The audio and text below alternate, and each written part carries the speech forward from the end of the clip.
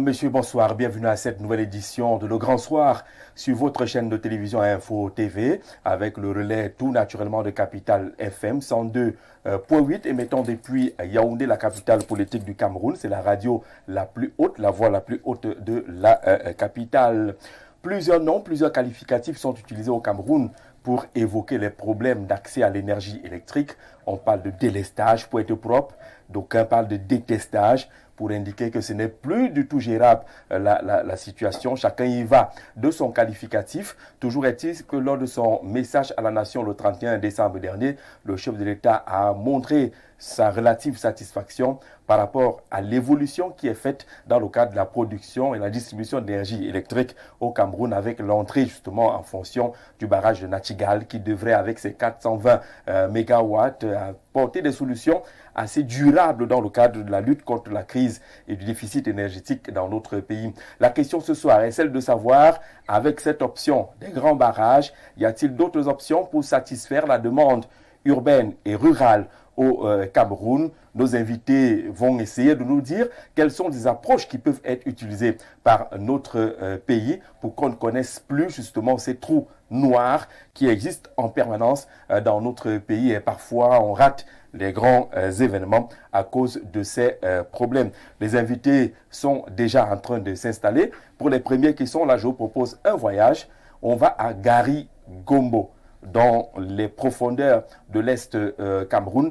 Et nous avons la chance d'avoir sur le plateau le maire de cette localité, M. Simomori de Bingué, Hervé. Monsieur le maire, bonsoir et bienvenue. Merci, bonsoir Jean-Jacques, merci de l'invitation. Je voudrais profiter pendant que je suis pour vous présenter mes vœux les meilleurs pendant qu'on y est, c'est le nouvel an. Présenter les vœux les meilleurs des populations de Gari-Gombo aux responsables de votre chaîne qui est devenue une chaîne de proximité et présenter également les vœux de la commune de Gari-Gombo et de sa population à l'ensemble de mes copanélistes ici. J'ose croire que notre présence pourrait contribuer à travers les différentes analyses à apporter les essais de solutions, étant donné qu'il ne s'agit que des idées. Alors vous êtes un homme de terrain, les maires sont demandeurs des solutions énergétiques en ce moment au Cameroun. Est-ce que Gari-Gombo connaît des problèmes d'énergie électrique? Mais écoutez, Gari-Gombo connaît les problèmes énergétiques. Pourquoi? Parce que même si au moment où l'émission est en cours, je suis bien reçu au niveau de Gari-Gombo, il faudrait comprendre que c'est l'énergie des ménages que nous utilisons, mais qu'à la vérité, aujourd'hui, il faudrait passer de l'énergie des ménages à l'énergie industrielle. Donc, Gari-Gombo attend beaucoup plus... Vous êtes connecté à un réseau, Eneo, ou c'est une production privée, en fait, entre guillemets? Alors, très bien, il n'y a pas Eneo à Gari-Gombo. Donc, la spécialisation, bien la spécificité de la localité, c'est qu'il n'y a pas Eneo. Donc, c'est le réseau privé. Il faut dire qu'avec l'agence d'électrification rurale, Gari-Gombo bénéficie d'une centrale solaire et les moyens propres de la commune ont également permis de mettre sur pied une autre mini-centrale. Ça voudrait dire qu'au moment où nous sommes à l'antenne, si ce n'est pas la grande centrale de Gari-Gombo qui est en fonctionnement, c'est la mini-centrale qui permet que les populations puissent nous écouter. Et ce sont les deux formes, voire les deux moyens dont nous disposons pour pouvoir pallier les solutions ou bien les déficits liés à l'électrification, liés à l'énergie. Donc, ce sont essentiellement les sources thermiques que Gari-Gombo utilise pour le moment. Alors, vous nous direz tout à l'heure pendant l'émission s'il y a quel est le taux de satisfaction, quel est le taux de couverture, est-ce que toutes les communautés, tous les villages de votre circonscription sont grâce à ces approches-là alimentées en énergie électrique. Vous avez évoqué tout à l'heure l'agent d'électrification rurale, AER, qui est là et qui est représenté sur ce plateau par M. Mba Abesolo. Il est conseiller technique justement de ce côté. M. Mba Abesolo, bonsoir et bienvenue. Bonsoir et bienvenue Jean-Jacques. Et merci pour l'invitation qui a été adressée à l'agence d'électrification rurale. Merci également aux vœux qui ont été présentés maintenant par M. le maire.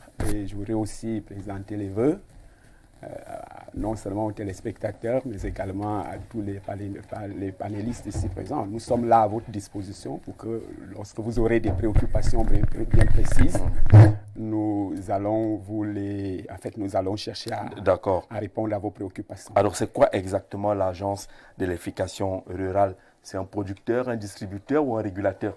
Vous êtes quoi? Bien, l'agence d'électrification rurale est un établissement public à caractère technique. C'est ce que disent nos textes. Oui. Cette agence est dotée de la personnalité juridique, de l'autonomie financière. Cette agence a pour mission la promotion et le développement de l'électrification rurale sur l'ensemble du territoire national. Activités qui sont déjà prévues par la loi qui régit le secteur de l'électricité, c'est-à-dire la loi numéro 2011, base 022, du 4 décembre 2011, qui régit donc le secteur de l'électricité. Cette loi dispose que l'électrification rurale se fait aussi soit par raccordement au réseau électrique, soit par production décentralisée. Mais maintenant, le décret en application de la loi, décret du chef de l'État, précise que l'agence assure la promotion et le développement de l'électrification rurale sur l'ensemble du territoire national. Il y a beaucoup de missions qui sont confiées à cette structure-là. Alors, en des termes simples, vous produisez de l'énergie? Vous distribuez? Écoutez, l'électrification, selon la loi, oui. Je vous ai dit, on ne s'écarte pas de la loi. Oui. L'électrification rurale se fait soit par raccordement au réseau électrique, soit par production décentralisée d'électricité. Alors, nous, ce que nous faisons, c'est que nous raccordons les localités rurales au réseau électrique et on les déclare électrifiées. Ou alors, si le réseau est encore loin, comme le maire de Gari Gombo vient de dire, si le réseau est loin, nous procédons par la deuxième option, production décentralisée d'électricité, et généralement, ce sont les centrales solaires que nous construisons dans ce cas-là, surtout que, bon, il a évoqué le cas des centrales thermiques. Nous tous, nous savons quelles sont les contraintes liées aujourd'hui à la protection de l'environnement, raison pour laquelle les centrales solaires, qui sont l'option étatique aujourd'hui, sont en cours. Ce sont des énergies renouvelables. Ça veut dire qu'avec vous, toutes nos zones rurales au Cameroun devraient être déjà raccordées ou en état de production par les mini-centrales et autres. Vous êtes satisfait de votre travail sur le terrain vous-même? De toute façon, nous travaillons et ceux qui nous font confiance ont bel et bien des résultats que nous leur apportons. Il y en a qui ne vous font pas confiance? Vous savez, ça, s'il faut vraiment entrer dans le vif du sujet, il existe certaines personnes qui arrivent là, s'autoproclament producteurs, distributeurs, se mettent à travailler, se mettent à faire des choses. C'est après qu'on se rend compte qu'on avait en face de nous ni une institution étatique, ni un expert en électricité. Résultat, il y a des problèmes sur le terrain. D'accord. Vous êtes donc sur le plateau, on parlera du terrain. Et je crois que tous les maires qui sont connectés là maintenant, toutes les communautés vous regardent et attendent de savoir comment vous pouvez faire pour agir dans ces différentes communautés-là. Angelo Toueli, vous êtes éco-leader, vous vous occupez de la recherche, vous faites beaucoup de propositions dans le cadre des énergies renouvelables et autres. Je peux également dire que vous le faites même dans les activités politiques au sein du PCRN, que vous ne représentez pas ici, qu'on appelait l'expert, le technicien. Comment vous allez? Bienvenue, bonne année. Merci, bonne année. Heureux d'être sur votre plateau une fois encore et de retrouver toutes ces personnalités. Le sujet il est assez sensible, il est assez sérieux. Je crois que l'idée sera d'apporter l'information juste aux maires qui nous regardent, mais également aux populations, parce que l'électricité est au cœur même du développement. D'accord. Alors, lorsque vous écoutez le maire, vous écoutez l'agent de l'électrification rurale, vous ressentez qu'il y a des besoins quand même sur le terrain? De toute façon, on dit qu'il y a des besoins. Je crois que l'AER, qui est le conseil technique, devait parler plutôt du taux d'électrification rurale. Il va y arriver, on va lui poser la question. Ils évaluent leur travail sur la base de ces chiffres. Et j'ai un peu tiqué quand j'ai suivi le maire de Gari Gombo, parce qu'il m'a parlé de centrale thermique. Je me suis dit que non, ce n'était pas dans les compétences de l'agent pour l'électrification rurale. L'idée que j'avais d'elle, c'était raccorder au réseau des néos ou alors aider sur le durable avec les énergies renouvelables. Je ne savais pas qu'elle était aussi habilitée pour faire les centrales thermiques. Parce que par le passé, en 2012, nous avons eu ici un programme thermique d'urgence qui était logé au niveau de EDC. Et il y avait eu des voix qui sortaient pour dire, bon écoutez, l'électrification, oui c'est important, mais il faut aller vers la durabilité. Le Cameroun a la chance d'avoir le rayonnement du soleil. Et à côté de ça, les thermiques sont difficiles dans le coût de l'entretien. Parce que j'imagine que le carburant, tout le temps, ça doit être le fioul lourd, le pétrole. C'est cher. Avec le prix du carburant qui a flambé ces derniers temps, la mairie de Gari-Gombo est bien en train de souffrir. Ou alors, elle reçoit les subventions de l'État pour pouvoir y tenir. D'accord, on entrera dans le fond du sujet tout à l'heure, le temps d'accueillir à Konosé Descartes, les communicants au sein du Rassemblement démocratique du peuple camerounais. On a beaucoup insisté sur le sujet en indiquant que vraiment on ne fait pas de la politique politicienne sur le grand soir, surtout le thème qui est évoqué, qui mérite d'être technique parce que les gens doivent apprendre des choses. Bonsoir, bienvenue. Bonsoir, bonsoir Jean-Jacques, bonsoir à tous mes compagnons, bonsoir aux téléspectateurs. Ce n'est pas un débat politique, mais les décisions... Il y a des politiques. Non, la politique les énergétique. décisions que nous prenons peuvent orienter ce qu'on fait sur le terrain, ou alors les réalités du terrain aussi orientent les décisions que les décideurs doivent prendre. Donc c'est dans ce cadre-là que nous sommes là pour discuter avec les experts et aussi discuter sur les décisions qui sont prises, qui orientent la politique générale de l'électrification du Cameroun. Alors vous comprenez qu'on inscrive comme thème les questions de l'énergie électrique au Cameroun? Bien sûr, il y a un déficit réel qui n'est pas ignoré. Dire le contraire serait ne pas prendre le plateau au sérieux. Il y a un déficit réel qui cause des coupures, des interruptions. Là où les zones couvertes, l'électricité, ce n'est pas continu, il y a des interruptions, il faut bien savoir pourquoi et comment est-ce qu'il faut y remédier. Et maintenant encore, comment accroître la couverture. Il y a encore un déficit, bon, dans la suite on le verra, il y a encore un déficit réel entre le pourcentage de couverture en zone urbaine et en zone rurale. Comment équilibrer? Est-ce qu'il est nécessaire d'équilibrer? Et comment faire en sorte que les zones rurales rattrapent les grandes métropoles, les grandes villes? Et qu'est-ce qui a favorisé, justement, on vient se dire, qu'est-ce qui a favorisé que le taux de couverture soit plus avancé dans les grandes villes qu'en zone rurale? Est-ce que c'est parce qu'on a moins besoin d'électricité ailleurs que d'autre part? Non, on verra ensemble dans l'émission. Alors, chaque année, la question énergétique revient dans les messages du chef de l'État. En décembre, il en a encore fait cas. On a quand même l'impression, en écoutant le chef de l'État, qu'il y a en relatif une satisfaction de plus en plus, notamment avec le barrage de Nachigal. Est-ce qu'il y a le président et il y a le Camerounais qui ne dirait pas la même chose en termes de satisfaction? Non, bon, le Camerounais, il attend la satisfaction 100%. Le Camerounais, tout comme le président, aimerait qu'il n'y ait aucune interruption. Alors, mais le président a pour devoir de faire savoir les avancées qui sont faites et de faire savoir et de présenter ce qu'il compte faire. On ne peut pas nier les avancées qu'il y a même en termes de couverture. Vous voyez, toutes les grandes villes sont couvertes à 90-95%. C'est en zone rurale que nous oscillons entre 29 et 32%. C'est tout très avancé dans les derniers temps. Tout ce qui est fait comme projet électrique, tous les barrages qui sont là, avec ce qui accompagne, il y a les sources solaires et la centrale à gaz de Kribi qui est là. Le président est dans son rôle quand il annonce les avancées qui sont faites. Et la société qui a été créée, la société de transport, la Sonatrach, qui a été mise en place pour justement optimiser le transport. Parce que vous savez bien, il y a quand on parle de système, on parle de 3 piliers, il faut que les gens le savent, tout le monde le sait, mais peut-être pas les spectateurs. Il y a la production, il y a le transport, il y a la distribution qui est la commercialisation en même temps. Mais dans le transport, ce qu'on produit dans le barrage doit bien arriver en ville. Le barrage est en brousse. Maintenant, dans nos maisons, dans nos derniers poteaux à côté de la maison, il faut bien que ce qui est produit arrive. Et qu'est-ce qui a su ça? Il faut un transport optimal. Et pour ça, le président de la République a donc mis sur pied la Sonatrach, la Société nationale de transport d'électricité, qui assure ce transport-là. Ça fait qu'on réduit les pertes en route, on optimise le réseau. Le réseau, les équipements de réseau. Ce qui fait donc qu'aujourd'hui, le président, quand il parle d'une nette évolution, c'est parce qu'il y a une nette évolution. Et s'il soulève la question, c'est parce qu'il sait qu'on doit continuer à faire pour atteindre le 100% souhaité. D'accord, on fera l'état des lieux tout à l'heure à l'entame d'émission pour voir exactement à quel niveau il y a un taux de satisfaction, si on est en phase entre la volonté, la vision du chef de l'État et les réalités. Vous avez cité les barrages tout à l'heure, on parlera peut-être de ces barrages-là. Éric Nguegim, Monsieur le Président, bonsoir et bienvenue, bonne année. Le président du Parti écologique du Cameroun. Bienvenue sur le plateau.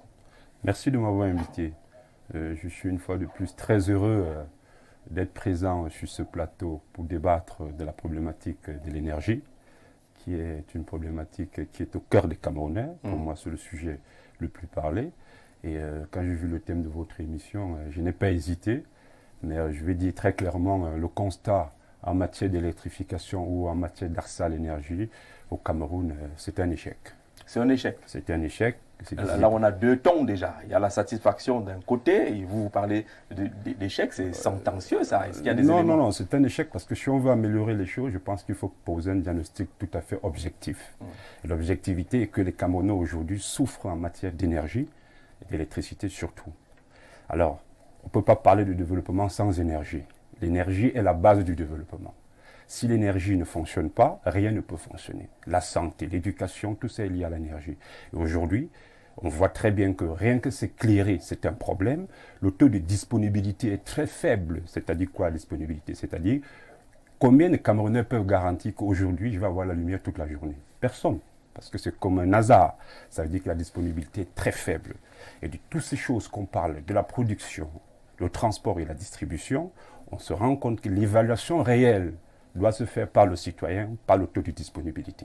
C'est ça qui peut permettre de programmer des projets, c'est ça qui peut permettre d'avoir une utilisation rationnelle et optimale de l'énergie pour faire ses activités, pour se soigner ou pour faire autre chose. Et aujourd'hui, ce taux de disponibilité est faible, donc en matière d'électrification, c'est clairement un échec au niveau du Cameroun. D'accord, on est sur l'état des lieux. Maintenant, on parle d'un taux d'accès à l'électricité qui tourne autour de 63,5%. Quand vous voyez ce chiffre, Angelo, c'est quand même satisfaisant. Si le taux d'accès à l'électricité est de 63,5%, c'est satisfaisant. Oui, on peut le dire comme ça, quand on analyse ce chiffre de 63%. Mais ce qu'il faut regarder à l'intérieur, c'est le détail. On a parlé de couverture d'environ 90% dans les zones urbaines. Oui. Allons en zone rurale. Et vous savez, on est dans un processus global de décentralisation qui sous-entend de ramener le développement au niveau local. Et justement, c'est dans nos localités, dans nos communes que le développement doit être impulsé. Si dans ces communes, dans ces localités, il n'y a pas d'énergie, c'est le sous-développement qu'on construit. Tout le monde est d'accord ici que l'énergie est au cœur du développement.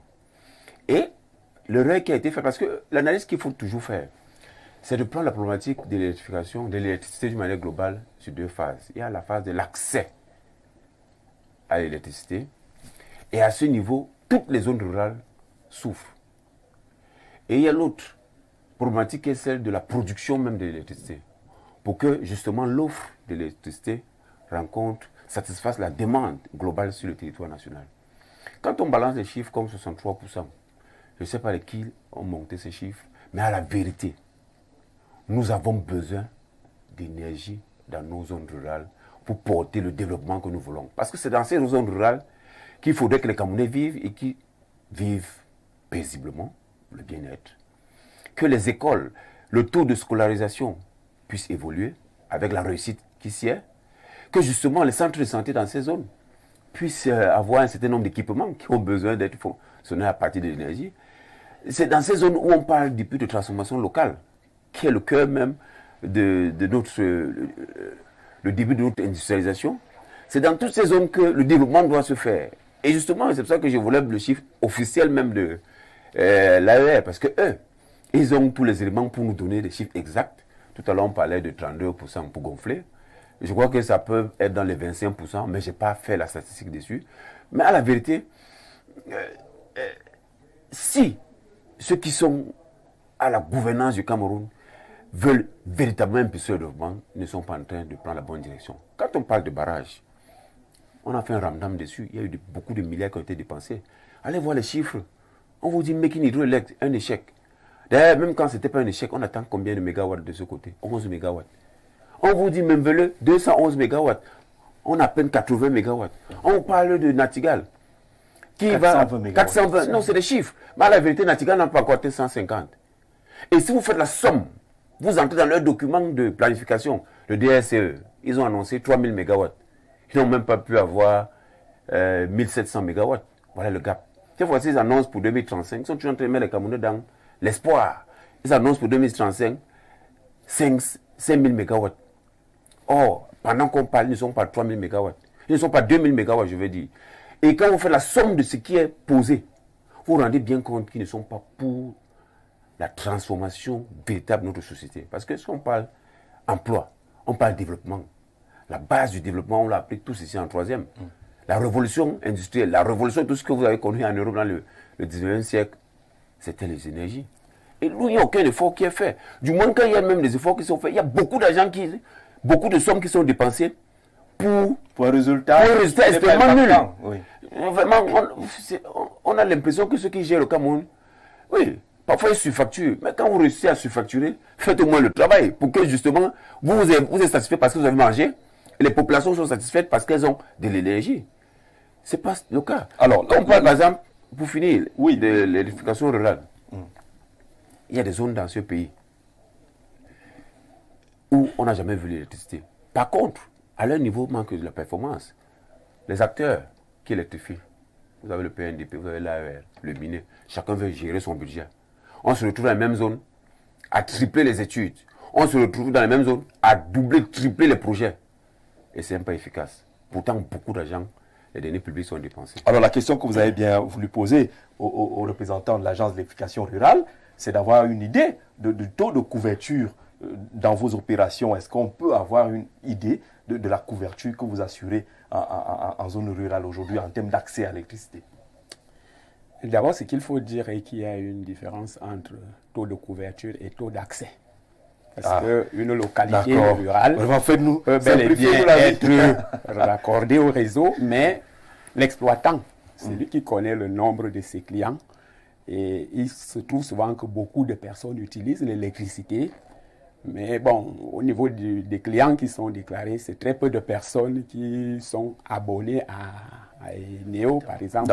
Ça va faire en sorte que les chiffres ne soient pas très exacts. C'est pourquoi il faut être très prudent avant de se prononcer sur un quelconque échec ou une quelconque réussite. Il faut être très prudent. Je voudrais bien exhorter nos amis d'en face à ce niveau-là. Alors, quant à, oui, le taux de couverture. Le taux de couverture. Vous faites la différence avec le taux d'accès. Maintenant, on veut savoir qui est touché en zone rurale. En termes de localité électrifiée, généralement sur les 14 000, parce que le Cameroun a environ 14 000 localités, environ 3 700 à 800 sont raccordés au réseau. Je parle de raccordement au réseau en termes de localité. Maintenant, je vous ai dit le nombre de clients. Sur les 14 000 communautés, vous dites qu'il y a 3 700 à 3 800 qui sont raccordés au réseau aujourd'hui. C'est pourquoi, effectivement, vous avez fait allusion au discours du chef de l'État. Quand vous suivez très bien ce qu'il a dit, effectivement, il y a les barrages. Mais il faudrait que ces barrages-là, il faut que les lignes de transport, les réseaux électriques soient construits après la production d'électricité. Raison pour laquelle il a évoqué l'interconnexion électrique entre les réseaux sud et le réseau nord, qui jusqu'à présent ne sont pas interconnectés malgré tout ce que nous avons comme production d'électricité. Il faut que les populations de part et d'autre de l'ensemble du territoire national ressentent que quelque chose est fait. Il faut qu'on distribue. Nous, AER, nous sommes du côté de la distribution de l'électricité et non du transport, comme vous l'avez si bien dit. Le transport de l'électricité est réservé aujourd'hui à la SONATREL, la Société nationale de transport d'électricité. Mais nous, en milieu rural, ce n'est plus le transport, c'est déjà la distribution d'électricité. Et c'est pourquoi, lorsque le chef de l'État va, au niveau du décret organique de l'AER, lorsqu'il va réorganiser l'AER, parce qu'en 2022, tout récemment, l'AER a été réorganisé, il nous a été demandé, premièrement, d'assister l'État dans l'élaboration des plans et projets de l'éducation rurale en tant qu'expert déjà. Et maintenant, d'accompagner les collectivités territoriales décentralisées. La décentralisation est une réalité de nos jours. En même temps, il y a le volet énergie renouvelable, parce qu'on ne peut plus se permettre de construire des centrales thermiques. Oui, pourquoi on ne dise pas tout à la fois. Voilà. On est encore sur ce taux de couverture. Ce taux de couverture. Vous dites que sur 14 000 communautés, environ, oui. Vous comptez 3 000. Je vous ai parlé de 3 000 qui sont raccordés au réseau. 800 raccordés au réseau. Oui. Et votre taux de satisfaction se situe à combien? Taux de satisfaction. Est-ce que vous-même vous êtes fier de ce travail, d'avoir 14 communautés et de ne raccorder que moins de 4000. C'est une question de moyens. Parce qu'une fois que les moyens, pas qu'on n'a pas les moyens, les moyens qui sont à notre disposition, et fait que l'État met, que même l'État a. Si on avait vraiment, vous savez, pour électrifier une localité, il y a un montant. Et quand on parle de 14 000 localités, vous parlez même de rien que des 10 000 qui ne sont pas raccordés au réseau. Il faut d'abord que le réseau soit disponible. Oui. C'est pourquoi nous avons dit cela. Deuxièmement, il faut aussi que les moyens, aussi bien humains, parce que ça ne sert à rien de dire je vais électrifier si vous n'avez pas la capacité ni l'expertise en la matière. Est-ce qu'on a besoin encore de parler d'expertise aujourd'hui au Cameroun? Voilà, à partir du moment où l'AER existe, c'est pourquoi on a dit, une fois que les moyens sont donc mis à la disposition des experts, nous faisons en fonction de ça. Si nous avons tout ce qu'il faut comme moyen aujourd'hui, écoutez, ça nous coûte Alors vous rien. êtes en train de dire à l'État que vous n'avez pas de moyens? Non, c'est pas ça. Vous n'en avez pas suffisamment? Non, c'est pas ce que n'ayez pas peur de le dire, hein? Bien sûr. Parce qu'on peut vous aider à faire un plaidoyer. Ouais. Vous avez l'expertise et vous faites avec ce que vous avez. Vous savez, nous allons progressivement. Ils ont parlé des activités qui régissent le secteur de l'électricité. Il y a la production d'électricité, le transport d'électricité, la distribution de l'électricité. On peut même envisager l'importation de l'électricité, l'exportation de l'électricité, la vente d'électricité et la production d'électricité à des fins industrielles. Voilà les activités prévues par la loi. D'accord. Ce qui nous concerne, nous, AER, je vous l'ai dit au début, nous faisons le raccordement au réseau ou, le cas échéant, la production décentralisée d'électricité. Et une fois que nous avons les moyens, nous raccordons au réseau et nous faisons... Alors vous avez parlé de ces près de 4000 communautés qui sont raccordées. Oui, maintenant, au niveau de la production décentralisée, vous en êtes où? Les centrales solaires qui sont pour le moment conçues sur l'ensemble du territoire national, le chef de l'État en a parlé, les 1000 localités. Parce que sur les localités qui ne sont pas encore électrifiées, il y a bel et bien la demande. Et ils ont bien dit, parce qu'effectivement, les Camerounais veulent l'électricité. C'est ce qu'il faut qu'on dise. Les Camerounais veulent l'électricité. Alors nous en sommes conscients.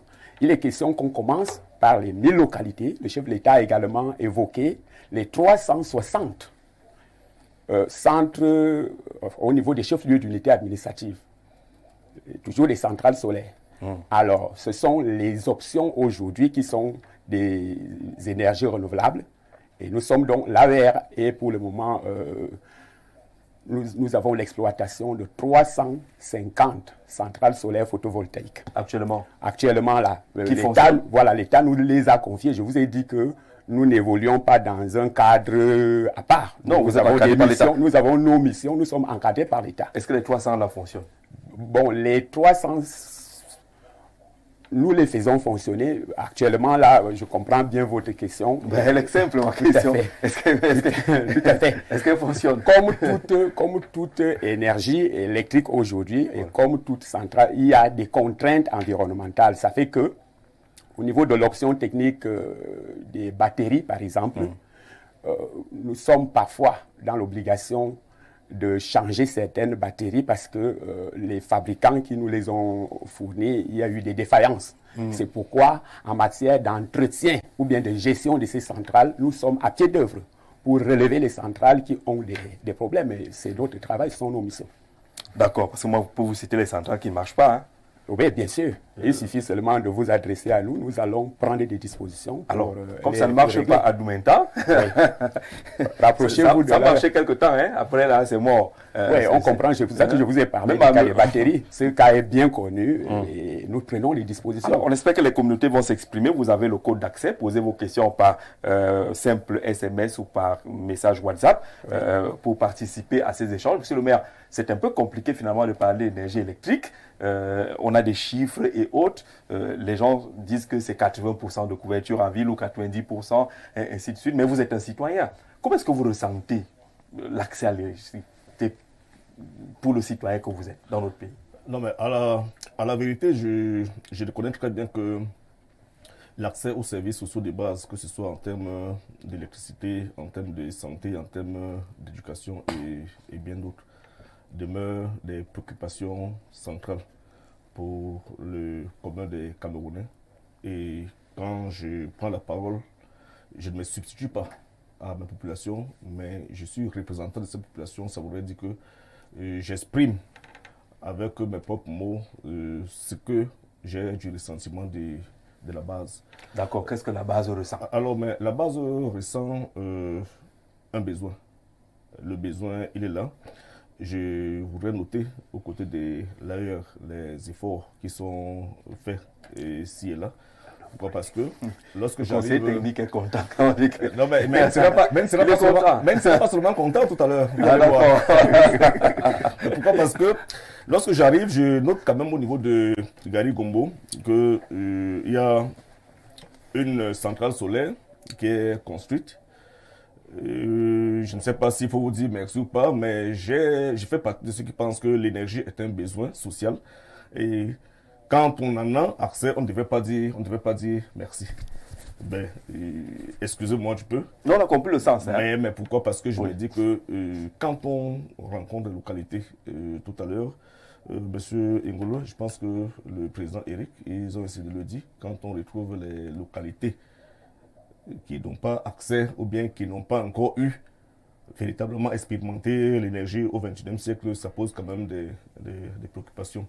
Mais bon, la vérité c'est que les efforts qui sont faits peuvent être intensifiés, peuvent être densifiés pour permettre à ce que à la longue, à court ou alors à moyen terme, la population du Cameroun, les Camerounais dans leur entité puissent aspirer, ou bien au-delà de l'aspiration, puissent vivre cela. Mais c'est pas parce que... Mais dans vos populations, il y a des gens aujourd'hui qui ont 60, 70 ans, qui n'ont jamais connu l'énergie électrique depuis l'indépendance. Non, mais bon, on ne dirait pas... Pour un pays comme le Cameroun...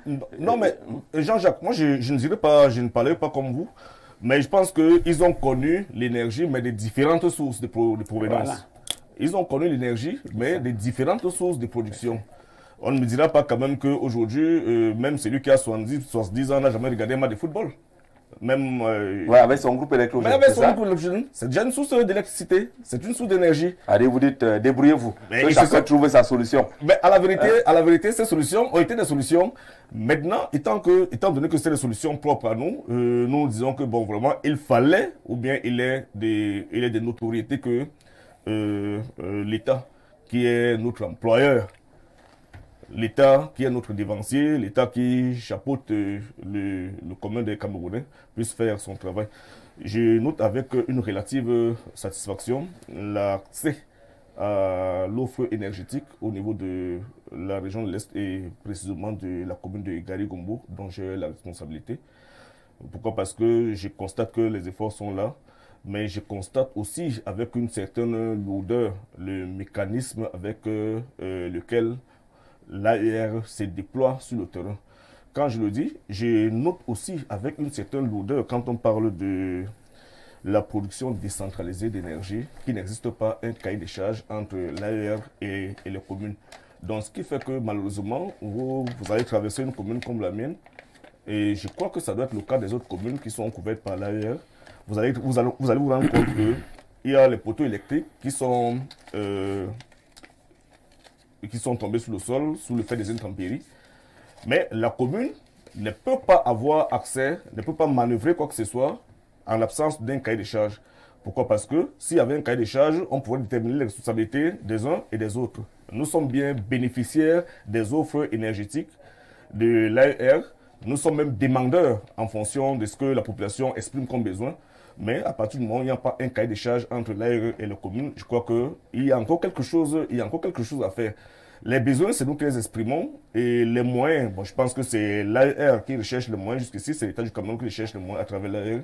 Mais si nous voulons opter pour la décentralisation des moyens de production et la décentralisation de l'énergie, il serait souhaitable de savoir que, bon, ok, au niveau des CTD, qu'on puisse mettre sur pied un cahier de charges pour permettre à la commune d'être plus responsable. Pourquoi? Parce que c'est les populations de la commune qui sont bénéficiaires. Voilà. Même si l'AER, sur un point ou sur un autre, peut relativement profiter des faits de la distribution des compteurs électriques, là c'est la phase de commercialisation. La commune n'intervient pas sur la phase de commercialisation, mais nous intervenons essentiellement sur la phase de l'encadrement.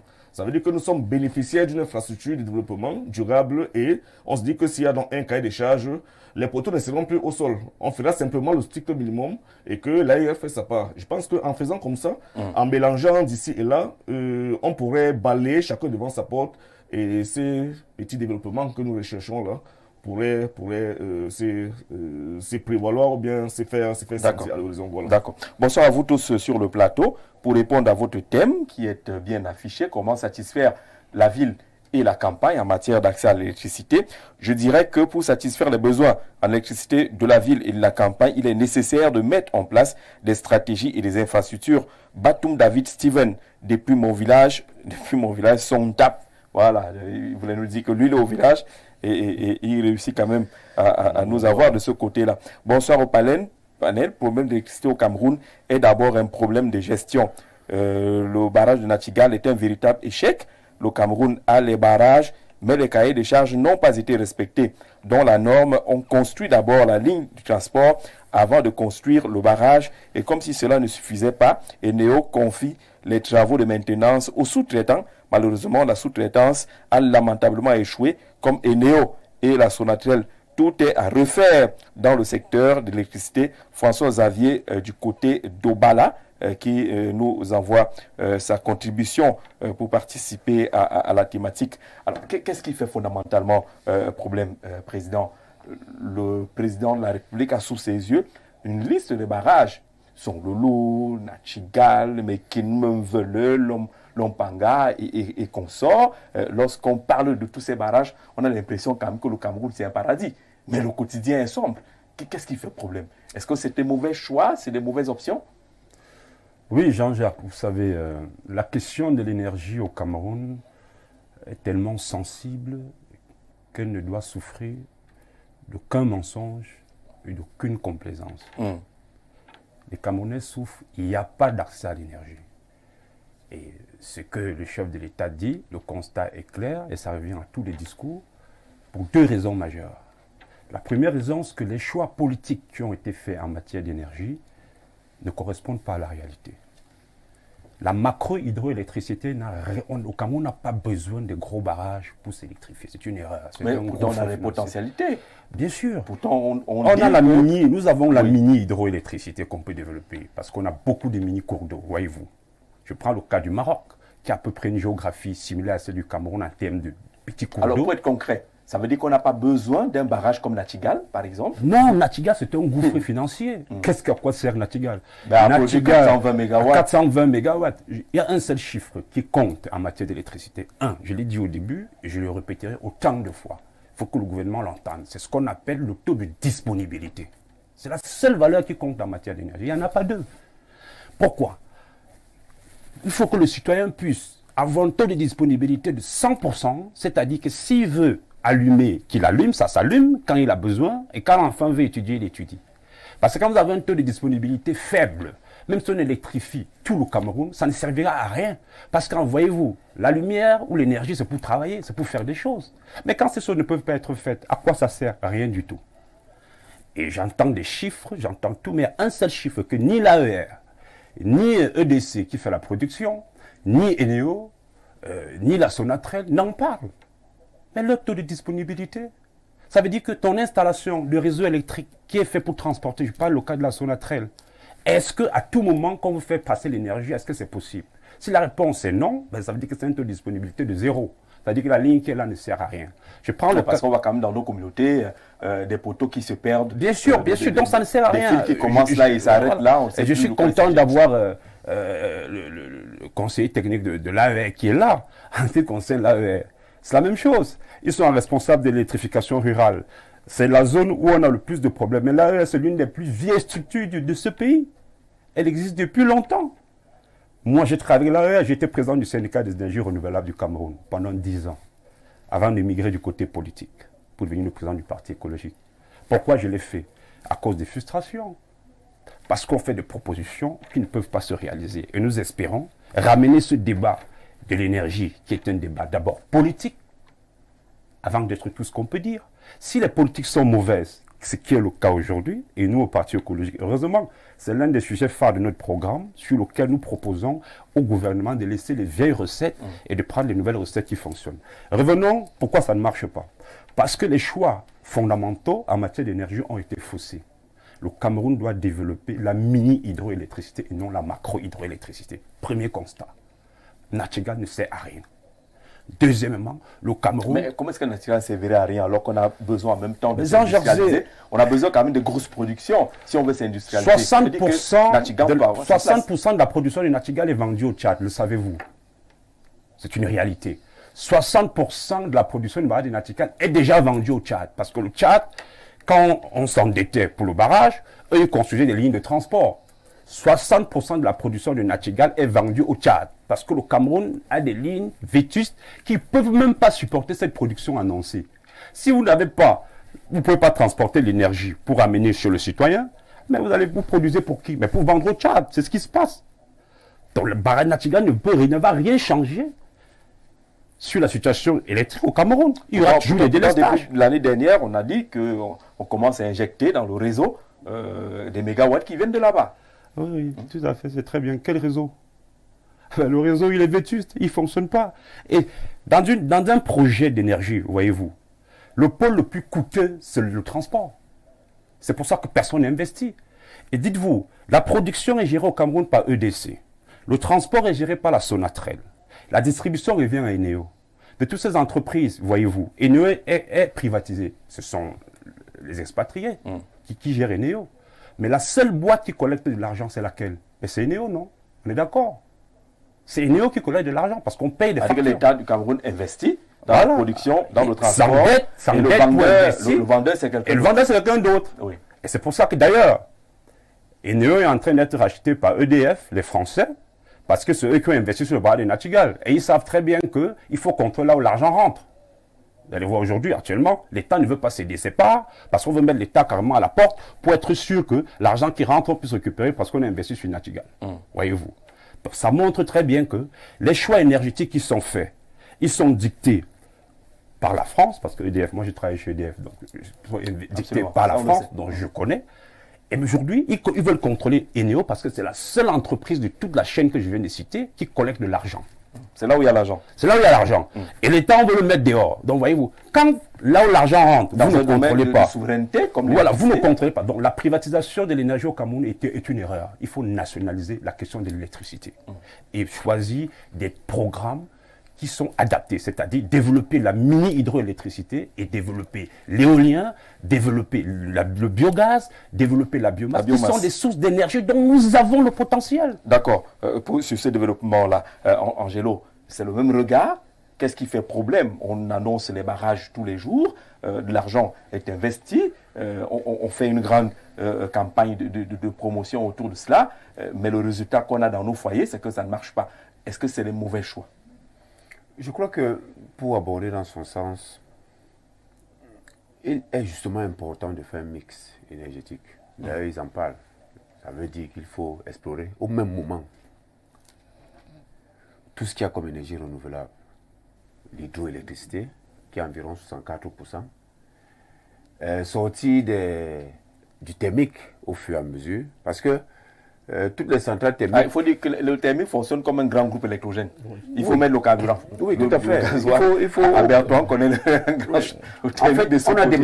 En fait, on a démantelé toutes les centrales thermiques du programme du PTU, programme thermique d'urgence que EDF avait lancé pour amener du côté de l'Est, de manière systématique. Alors qu'on n'a même pas le carburant là. À Hala, la centrale thermique d'Hala, on a envoyé à l'Est. Je crois que c'est ce patrimoine-là que AER a récupéré pour essayer de travailler. Déjà, c'est le moyen de l'État. Ce qu'il faut dire, c'est que dans ce mix, on a toute une direction des énergies renouvelables au ministère de l'eau et de l'énergie. Absolument. Et sur le secteur de l'électrification de l'énergie solaire, il fallait des projets viables. Parce que chaque fois qu'on a fait aux experts du domaine, ils sont toujours en train de se plaindre des batteries. C'est des milliards qu'on a dépensés, mais ça ne fonctionne pas. Oh, les batteries, oh, ceci, oh, cela. Il y a l'option qui a été prise, l'option des mini-centrales hydroélectriques, qui font dans les moins de 5 MW. Il y a une commune que je connais bien, le maire, commune de Messodo, qui a monté un projet dessus, qui a travaillé dessus en se disant qu'ils avaient un petit coup d'eau là qui pouvait leur permettre de faire 4,5 MW. Mais c'était suffisant pour électrifier toute la localité. Mais jusqu'à présent, ils sont en train de chercher les budgets ça et là. L'État a plutôt mis beaucoup d'argent pour essayer de prendre de l'énergie qui quitte depuis Pouma pour entrer là-bas, loin à Messondo. Pourtant, il faut aller vers ce type de solution. Je crois que l'État doit être... C'est pas l'État. Quand on parle de l'État, parfois on confond tout. Le régime, ceux qui gouvernent, ils doivent être sérieux. En fait, s'ils étaient sérieux, avec le souci, au-delà de faire des discours politiciens, avec le souci réel d'apporter des solutions aux problèmes des Camerounais, ils devraient faire mieux. D'où vient-il que la Chine qui est spécialiste, parce que quand on parle des barrages hydroélectriques, la Chine a un barrage qu'on appelle le barrage des Trois Gorges. C'est 25 000 MW. Quand on parle de 33 MW, 200, 400, ils sont 25 000 MW. Ça veut dire qu'en termes de maîtrise technologique, ils savent de quoi on parle. Mais quand ils viennent faire un barrage du côté de Mekin, ils font ce que vous demandez. Et qu'on nous dise que le barrage là c'est un flop, ça ne peut pas, ça ne marche pas. On a envie de comprendre. Mais qu'est-ce qui s'est passé? Ces experts qui n'ont pas compris ou alors on leur a imposé. Je crois que finalement les gens ne sont pas sérieux. Ils auraient pu, même avec les grands barrages, faire quelque chose. Mais le résultat n'est pas là. On nous dit, tous les barrages qu'on vous cite là, est-ce qu'ils vont au maximum de leur puissance? Est-ce qu'on reçoit l'énergie qu'on a annoncée? Est-ce que Meveleux, 211 MW, c'est véritablement 211 MW qu'ils envoient dans le réseau? On va vous dire non, 80. Ils nous ont parlé d'un barrage, on l'a apprécié. L'Ompanga, retenue d'eau, pour essayer d'assurer une certaine stabilité de la distribution pendant les périodes de tirage. Oui. Le soleil, les nids, le volume de cours d'eau diminue. Le débit baisse. Justement, l'Ompanga devait injecter des millions de cubes de mètres. Le bon discours. Mais nous sommes en situation sèche, il y a toujours les délestages. En fait, monsieur Zé, ceux qui nous gouvernent, ils ne sont pas sérieux. Ils ne sont pas sérieux. En fait, ils ne sont pas dans l'optique du développement. Ils ne sont pas dans l'optique de mettre l'humain, nous les citoyens, nous les Camerounais, au sein de leurs préoccupations, pour permettre que nous, à la fin, nous serons satisfaits. Ils ne le font pas. La décentralisation devait être une solution. Ils ne le font pas comment? Puisque ils ne le veulent pas. Même ils en souffrent, non? Non, ils en foutent. Ils en souffrent. Ils en foutent. Monsieur le maire voulait parler. Après, il n'a plus parlé. Non, on a senti qu'il a hésité. J'ai compris que peut-être la discipline est haute. Il veut dire que l'entretien même du réseau, il parle de l'entretien. Il parle de l'entretien du réseau. Ça veut dire qu'ils ont un réseau qui tombe, mais ils n'ont pas le droit de le toucher pour régler le problème des Camerounais. Mais ce n'est pas possible. Vous êtes maire, vous avez des populations qui sont en train de souffrir. Le câble est tombé là. Vous ne pouvez pas aller le récupérer. Et là, il y a les milliards. Là, vous n'avez même pas les fonds pour pouvoir faire l'entretien là maintenant parce que vous êtes là sur place. Il va centraliser tout depuis Yaoundé. Et c'est ce même problème.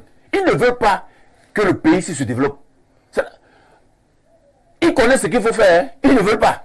Ils veulent contrôler les milliards gérés depuis Yaoundé. Et tant pis si vous restez une semaine, 2 semaines, 1 an dans le noir. Le village de ma mère, nous sommes là au Mende, à Bananala, là dans Bokito. Mais ils n'ont jamais vu la lumière électrique depuis que terre est terre. Et c'est pas sérieux. Une fois, ils ont eu un problème de transformateurs. 2 transformateurs sont tombés en panne dans une partie du village. Ils sont restés 1 an et demi. Le problème de maintenance. Et c'est la décentralisation qui va venir résoudre ce type de problème. D'accord. Il faudrait transférer les compétences et les moyens. D'accord. Nous sommes encore à l'état des lieux. C'est vrai que vous embrayez sur les solutions durables. Bonsoir au panel du Grand Soir. Le Cameroun a le 2e potentiel hydroélectrique en Afrique, après le Congo démocratique. Je crois que c'est un discours qu'on entend tous les jours et qui fait en sorte qu'on soit toujours étonné que ce 2e plus gros potentiel baigne encore dans le noir. C'est assez paradoxal. Notre pays exploite ce patrimoine depuis les années 50. C'est vraiment une grande honte qu'à ce jour, le Cameroun n'ait pas un taux global d'électrification à 40%. Je ne sais pas où ils tiennent les chiffres. Les discours propagandistes ne nous servent à rien. Regardons la vérité en face. Paul Samuel Ndiem, depuis EDEA, qui participe à ces échanges. Bonsoir à tous les panélistes. Comment est-ce que les villages camerounais manquent de la lumière, mais on préfère vendre l'électricité Ndikoumama depuis Ndichom, c'est pas Fumban, là-bas dans le Noun, qui est quand même surpris. C'est le président qui parlait tout à l'heure de l'électricité qui serait vendue du côté du Tchad, alors que nos villages sont encore dans le Noir. 60% est vendu au Tchad. Bonsoir à tous les panélistes. Avec tant de barrages hydroélectriques, la pénurie d'énergie électrique persiste au Cameroun. Pourquoi? Par contre, le Burkina Faso serait en train de construire sa centrale nucléaire avec l'ambition d'améliorer, d'alimenter gratuitement les ménages. Que pensez-vous, mon frère, dans ta contribution? Comment se fait-il que la région de Man se retrouve sans électricité? Je crois qu'il y a un barrage de ce côté-là. Oui. C'est Meuvelé ou bien Voilà. Il ne comprend pas que de ce côté-là, avec l'annonce de ce barrage, qu'ils soient sans électricité. Est-ce qu'ils sont près de l'église et un peu loin de Dieu? Bonsoir, Jean-Jacques et son panel. Quand dans un pays, l'électricité est gérée par les étrangers, on peut s'attendre à quoi de sérieux? Notre électricité doit être gérée par les Camerounais, à qui l'État donnera des objectifs à atteindre. Les poteaux en bois doivent être remplacés par les poteaux en béton. Les sociétés de sous-traitance doivent être supprimées. Recruter des techniciens qualifiés. La maintenance préventive doit être faite sur tout le réseau en respectant les normes. Et l'État doit prendre ses responsabilités. François Xavier Descartes, le tableau présenté par le président Angelo montre que on fait une navigation à vue, que nos choix sont mauvais, finalement. Non, j'ai été amusé quand j'écoutais, je comprends qu'ils sont venus se produire. Comment ça se produit? Ah oui, il y a un moment là... S'il y a une production qu'on souhaite, c'est celle de l'énergie électrique. Je suis désolé, à un moment, il manquait de sérieux. Le sérieux qui demande... à l'État d'être sérieux. À un moment, ils ont manqué de sérieux. Beaucoup de choses ont été dites, je vais essayer de revenir sur une ou deux choses. Premièrement, sur le taux de couverture. Donc, quand tout à l'heure on en parlait avec le conseiller technique, bon, il a mentionné le taux de couverture quand il a dit 3 localités sur 14 000. Sur 14 000, 3 800 localités sont raccordées au réseau. Il faut donc savoir comment est-ce qu'on calcule les taux de couverture. Le taux de couverture, il y a des localités qui sont plus vastes que les autres. Il y a des localités qui ont plus de ménages que les autres. Donc on ne va pas calculer le taux en disant que s'il y a 3 800 seulement sur 13 000, ça veut dire qu'on prend la calculatrice et on a le taux de couverture. Non, mais les couvertures là, c'est quoi? C'est les villages? Quand vous dites 3 800 sur 14 000, 14 000 c'est quoi? Des communautés? Ou des localités? C'est des localités. C'est quoi une localité? C'est-à-dire, c'est une zone géographique. C'est une zone géographique. Il y a des villes. Oui. Comme Yaoundé, Douala, ainsi de suite, les chefs-lieux d'unité administrative, s'il faut dire ainsi. Voilà. Et il y a des localités qui ne sont pas des chefs-lieux d'unité administrative, ou alors qui sont des chefs-lieux d'unité administrative, mais non électrifiés. Voilà. Ce sont ces localités-là qui sont donc raccordées au réseau en fonction du poids démographique ainsi que des activités. Vous avez donc 14 000 localités et 3 800 sont couvertes. Ce n'est pas comme ça. Ce n'est pas simple. Non, ce n'est pas simple, monsieur Zé. Alors, ce n'est pas comme ça. Le taux de couverture. Fait quoi, il y a la zone. Non, il y a la zone couverte. Ça veut dire qu'il y a des localités plus vastes que les autres. Il y a des localités qui ont plus de connexions que les autres. D'accord. Alors, donc, on peut avoir une localité qui, à elle seule, est 10%. Donc c'est comme ça qu'on peut pas parler de pourcentage. Non, je sais pas parler de pourcentage. Le chiffre, 14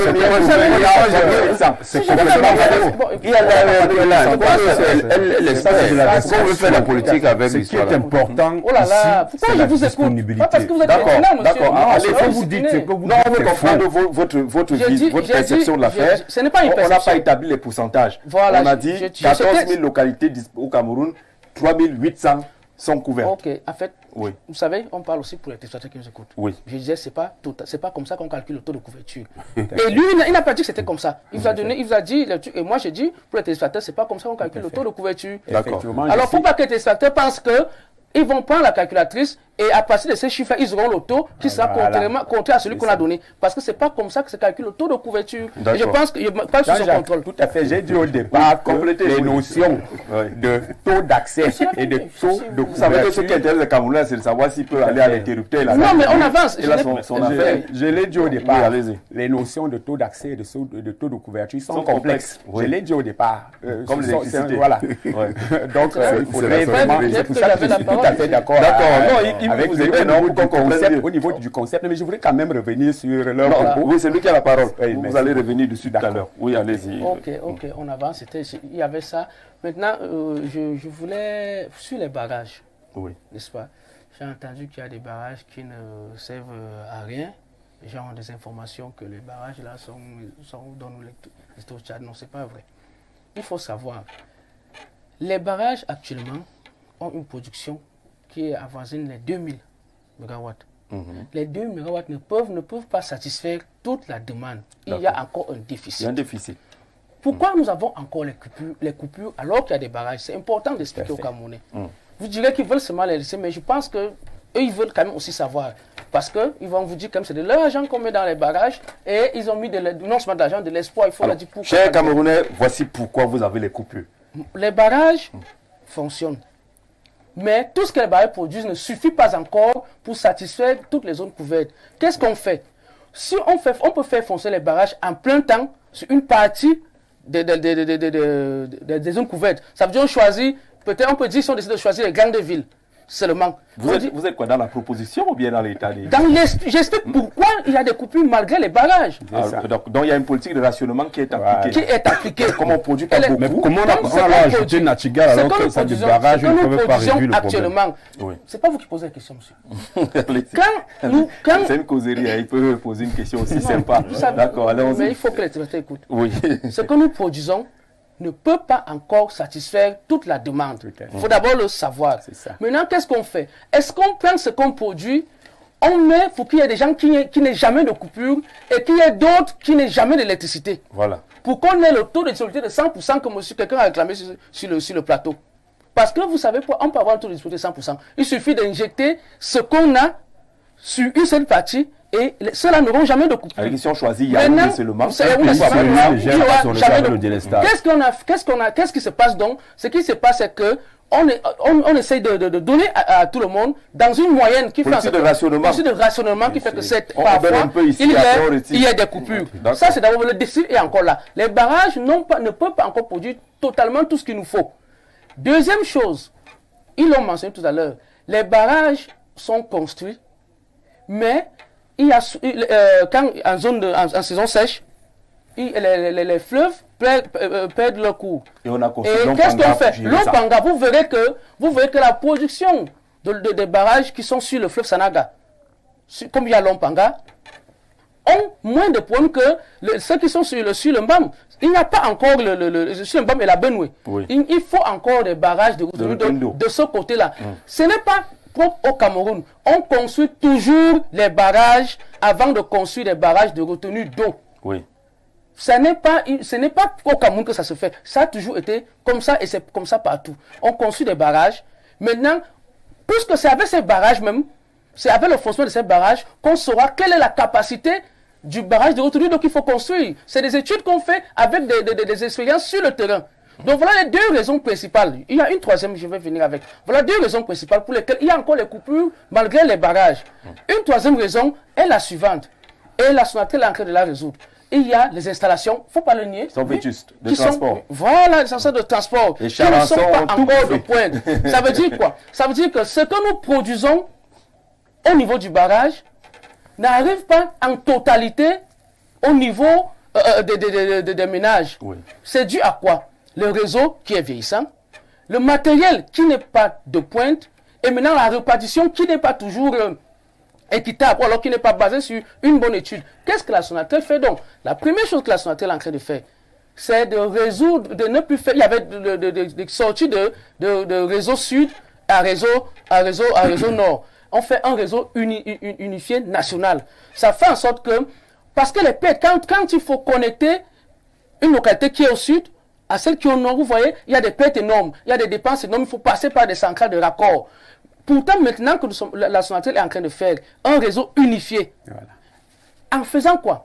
En installant ce réseau unifié, on unit le réseau en installant le nouveau matériel de pointe. C'est ce matériel-là, partout où c'est... Non, c'est effectif. Je parle de ce qui est en train nous sommes à la découverte, là. On dit que c'est au XXIe siècle, 60 ans après l'indépendance, qu'on je vous explique pourquoi. Nos installations ne sont pas up-to-date. Voilà, merci pour me relancer. Je chute sur ça. On a eu un problème. Je suis d'accord. Tout ce qu'ils disent n'est pas faux. Tout ce qu'ils disent n'est pas faux. La privatisation il y en a quand même n'a pas... qui est faux. C'est ça. Non, non, pas que c'est faux, mais bon, parfois ils sont emportés par l'envie de critiquer. Vous voyez, ça peut parfois diminuer leur. Pourtant, ils sont très intelligents, mais l'envie de critiquer peut parfois les déranger. D'accord. Il y a eu une phase où, vous savez, le transport et la distribution étaient attribués à un même acteur qui, lui, était un investisseur. Vous savez, quand on privatise, celui qui investit, n'est-ce pas, a pour priorité rentrer dans son investissement. Dans son investissement. Ça fait quoi? Il va privilégier dans ses installations, il va privilégier les zones où les grandes agglomérations où il y a plus d'entreprises. Les entreprises payent facilement les factures que les ménages. Il va orienter les installations dans ce sens-là. Ça fait que lui, il peut privilégier d'augmenter les lignes dans des villes et mettre un peu et négliger un peu les zones qui ne produisent pas bien. C'est le rôle maintenant nous avons la Sonatrel qui, elle, n'a pas les mêmes soucis, pas les mêmes enjeux qu'une société qui veut se faire des bénéfices. La Sonatrel a pour premier souci de connecter tout l'étendue du territoire, d'accroître la zone de couverture, que tout le territoire soit couvert, avant maintenant de voir au niveau de la distribution les difficultés qu'on va rencontrer. J'aimerais quand même donner encore une différence qu'il y a. Parce que les gens, quand on dit aux gens qu'il y a 70% de couverture, il faut que les gens comprennent ce que signifie couverture, est-ce que signifie avoir l'électricité à tout moment. Quand on dit qu'il y a 70% de couverture, la couverture veut dire quoi? La couverture veut dire que les installations électriques arrivent chez vous. Ça veut dire qu'il y a le transformateur, il y a les poteaux et le courant arrive chez vous. Mais maintenant, ça ne veut pas dire que vous avez le courant à tout moment. Il faut bien que les gens comprennent. Il y a des zones couvertes où l'électricité est moins disponible que certaines zones, oui, avec toutes les réalités que je vous ai données. Non, moi, voilà. Ça sert à quoi à un Camerounais que vous lui disiez maintenant qu'il y a le taux de couverture? Non, mais le Camerounais, la disponibilité. Pourquoi on n'atteint pas la disponibilité? Mais je crois avoir répondu. On n'atteint pas la disponibilité parce qu'on ne peut pas donner 100%. D'accord, parce qu'on ne produit pas suffisamment. On ne produit pas encore. On ne transporte pas suffisamment. On ne transporte, nous sommes en train d'améliorer encore le transport. Et maintenant, on n'a pas encore optimisé les barrages qui ne sont pas sur la Sanaga parce qu'ils ne sont pas encore couplés des barrages de là. Non, pas encore. Un problème d'eau? Oui. Si. Oui. Ils n'ont même pas de ligne de transport? Ils n'ont pas encore les barrages de retenue d'eau. Voilà pourquoi il y a encore des délestages. Il faut que les gens sachent pourquoi il y a des coupures. D'accord. Monsieur le maire voulait rapidement réagir. J'ai vu l'autre là. Nous sommes encore sur l'état des lieux. Qu'est-ce qui fait problème lorsqu'on voit toutes ces installations et qu'on écoute le développement qui est fait par Descartes tout à l'heure? On a l'impression qu'il y a quand même un problème quelque part. Le président a évoqué la privatisation. Je sais que tout le monde n'est pas d'accord là-dessus. On dira un mot. Peut-être que c'est à partir de ce moment-là que les problèmes ont commencé. Il parle d'un matériel vieillissant. On est quand même en 2025 et qu'on utilise encore les poteaux en bois, alors qu'on sait depuis des années que ce n'est pas la bonne option. Je ne suis pas sûr que le problème soit celui de la privatisation que le président a évoqué tout à l'heure. Parce que j'ai le sentiment que si la politique de privatisation avait produit ses résultats tels que escomptés, on n'en serait pas en train de l'évoquer. Vous êtes en train de dire qu'elle n'a pas produit, donc c'est un échec. Mais écoutez, on ne peut pas parler en se désolidarisant de la situation que nous vivons quand même. Tout à fait. Donc la situation est telle que quand il n'y a pas d'énergie, on ne peut pas parler de digitalisation des enseignements. Quand il n'y a pas d'énergie, on ne peut pas parler de digitalisation des CTD. Quand il n'y a pas d'énergie, l'énergie est la source. On ne peut surtout pas parler d'industrialisation. On ne peut même pas parler d'industrialisation. Tout à l'heure, j'ai entendu le président Eric, mais je croyais être d'accord avec lui. Ah, finalement, vous ne l'êtes pas. Je le serai. Je pense que le président aussi pourra m'accorder un peu de temps. Alors, le président, vous l'écoutez attentivement. Pourquoi? Parce que s'il y a une réaction à faire, il disait que l'option des pouvoirs publics n'était pas celui de la macro-hydroélectricité. Mais je dis, la macro-hydroélectricité devrait accompagner la micro-hydroélectricité. C'est d'autant plus que nous avons toutes ces potentialités. Je crois que le Cameroun devrait donc devenir en ce temps un cas d'étude. C'est-à-dire qu'un cas d'école. Au moment où la politique de macro-électricité et de micro-électricité devrait donc produire ses résultats. Donc les deux pourraient aller ensemble. Voilà, les deux pourraient aller ensemble dans la mesure où Nachtigal, Menvele et tout ce que nous pouvons évoquer là sont des Comment on fait sources potentielles. pour faire marcher deux choses ensemble alors que la première ne marche pas? Mais à la vérité, On les associer comment?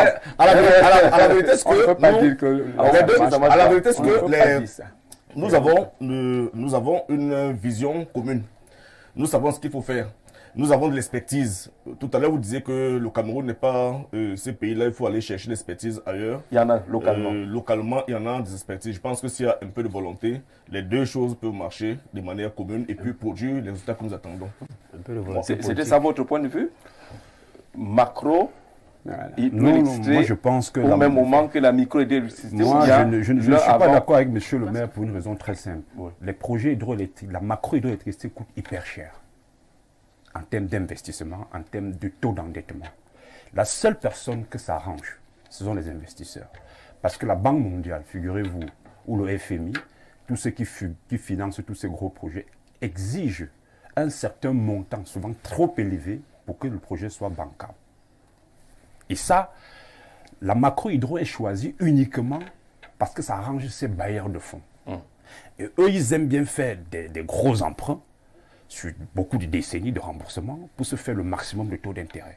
En réalité, ça ne correspond en rien aux besoins des Camerounais. Même avec la micro-hydroélectricité, on ira toujours voir les investisseurs. On non? n'a pas besoin, Est-ce qu'on a justement. l'argent pour le faire? On a l'argent pour le faire. faire. Mais bien sûr. Le mini-barrage, voyez-vous, une turbine, Belton par exemple, pour faire un mini-barrage, ça ne coûte pas grand-chose. On peut faire... j'ai fait une étude. Grand-chose n'est pas un chiffre. Non, c'est-à-dire que 10 millions... Non, prenons, je vais chiffrer. Oui. Avec un mini hydroélectricité, on peut produire 10 mégawatts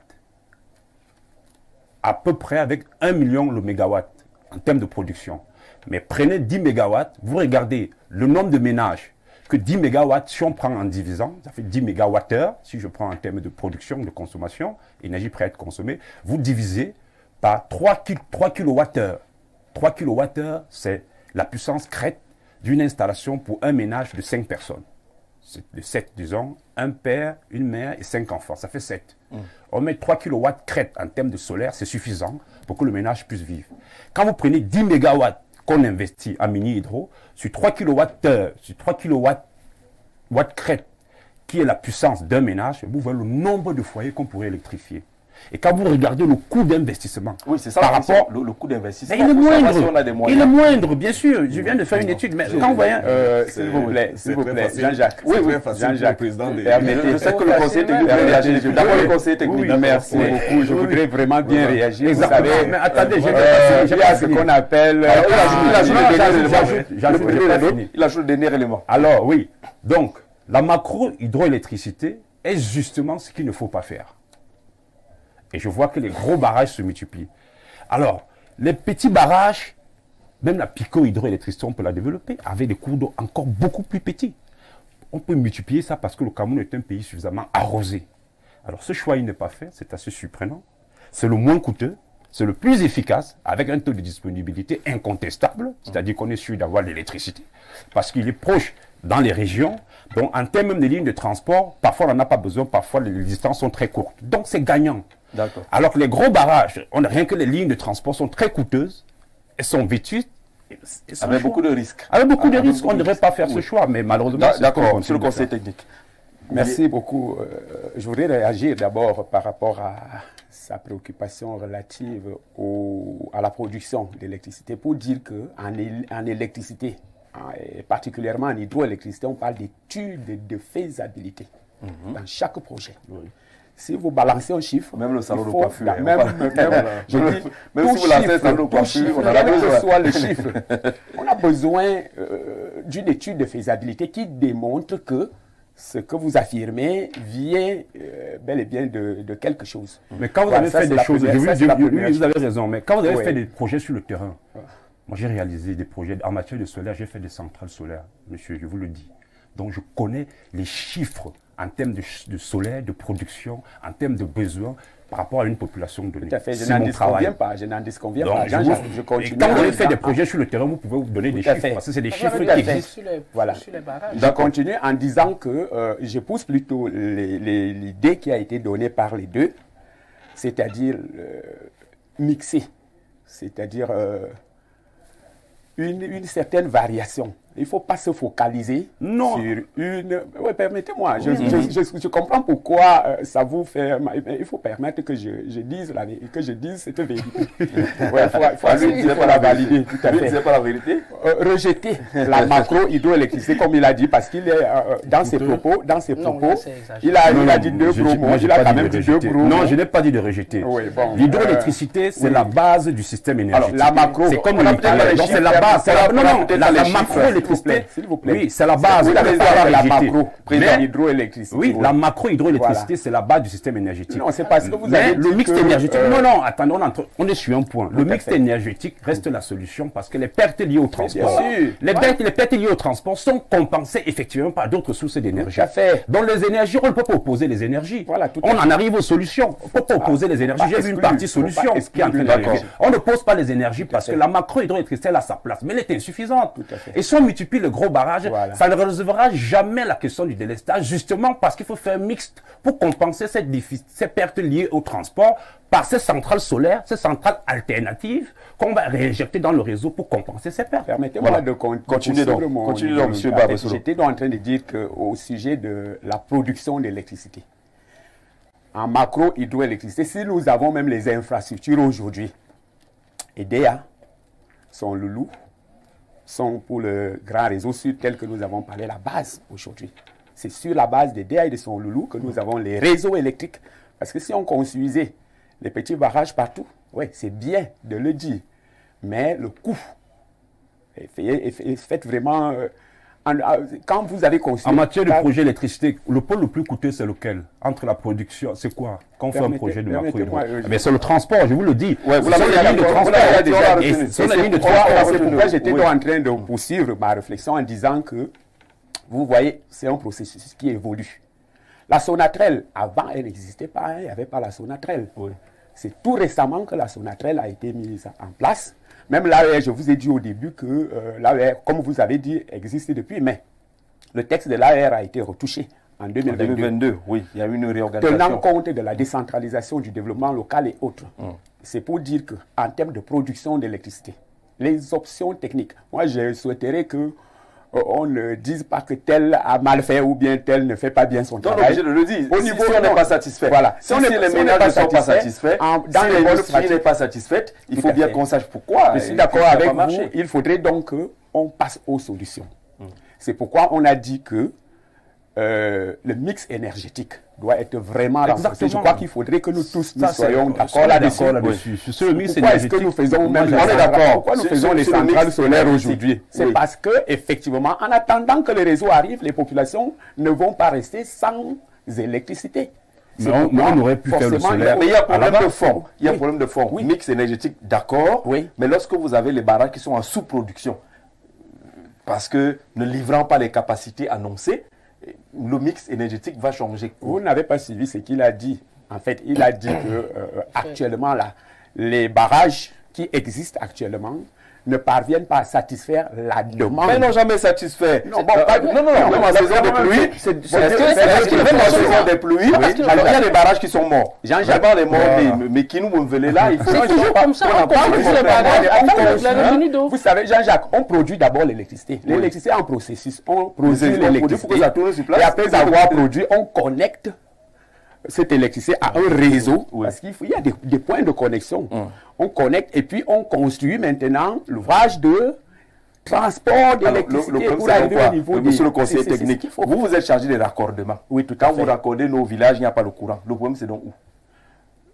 Quand nous raccordons, voilà, et là je rejoins, voilà, c'est là où je rejoins ce qu'il a dit, parce que là, parler de disponibilité d'énergie, d'accord, ça renvoie à ce qu'on appelle la qualité de service d'électricité. C'est ce qu'il faut reconnaître. Et si vous notez cette qualité de service, bien sûr, c'est que la note que vous donnez. Tout à fait. La note que vous donnez sur la qualité. La qualité de service dépend maintenant de l'exploitant de l'ouvrage.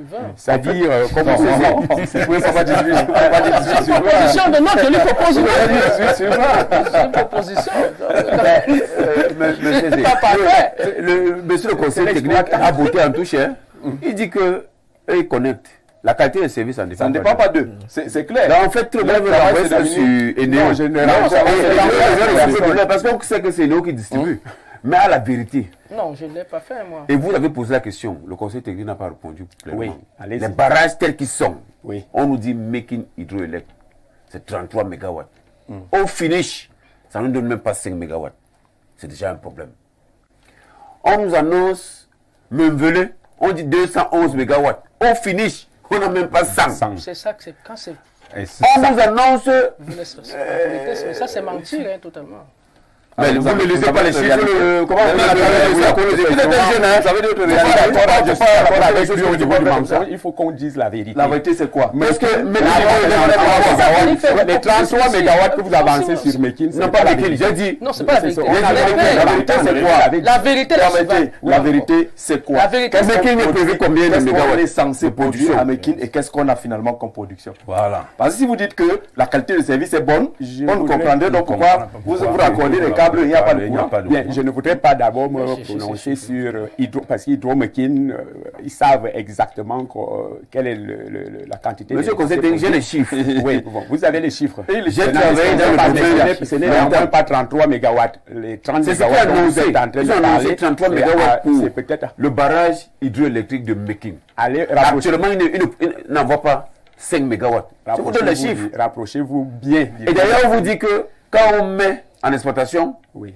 ça inonde toutes les plantations de ce côté. Voilà, ça, tout c'est à fait. un C'est vrai pourquoi point. je vous ai dit ceci. Les problèmes de production, les unités de production, les entités. On ne vous accuse pas, monsieur Voilà, Larrey. tout à On connaît fait. quelle est votre position. Oui, tout à fait. Vous voulez défendre l'État d'une manière globale. Moi, Je s'agit me pas de bon, défendre- là, attends, quelqu'un dit donne trop l'énergie. pour que je sache qu'il fallait quand même quelqu'un de la Sonate. Non, il faut- non, non, mais quand vous parlez il y a là, pas besoin. je suis quand même du secteur de On sent qu'il y a un problème, non? C'est la solidarité des corps. Permettez qu'on restitue. Solidarité de corps, Permettez qu'on restitue ce qu'il a dit parce que c'est très grave de balancer. Oui, on va y aller. Parce qu'on veut. Oui, oui. Allez-y. on est en train d'informer Les l'opinion. pertes. Quand on dit que les barrages ne couvrent pas la demande, ce n'est pas parce qu'ils ne fonctionnent pas. C'est parce que tout ce qu'ils produisent actuellement est dans les 2000. Je peux donner les chiffres qui sont produits. sûr. C'est-à-dire la capacité globale au Cameroun est de de 2000.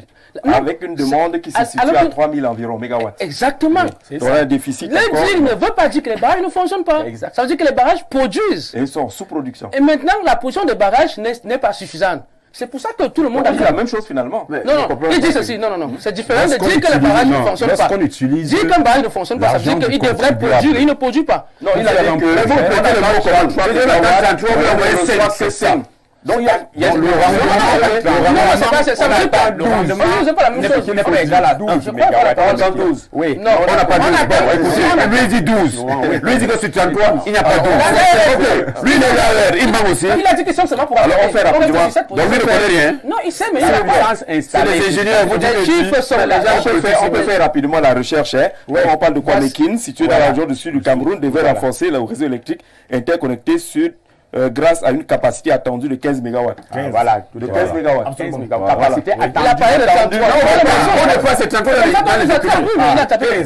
Non, mais voilà. Monsieur, il y a ici tous les chiffres de production de tous les barrages. je pose une Parce que ça donne les 2000. Je peux donner ces chiffres. Memvelé envoie combien?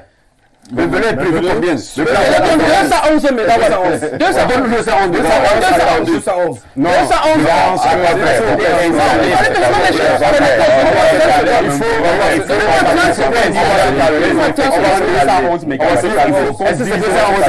Ils sont balancés. Il faut le réseau. Dans le réseau, c'est maintenant autre chose. Non, il faut comprendre.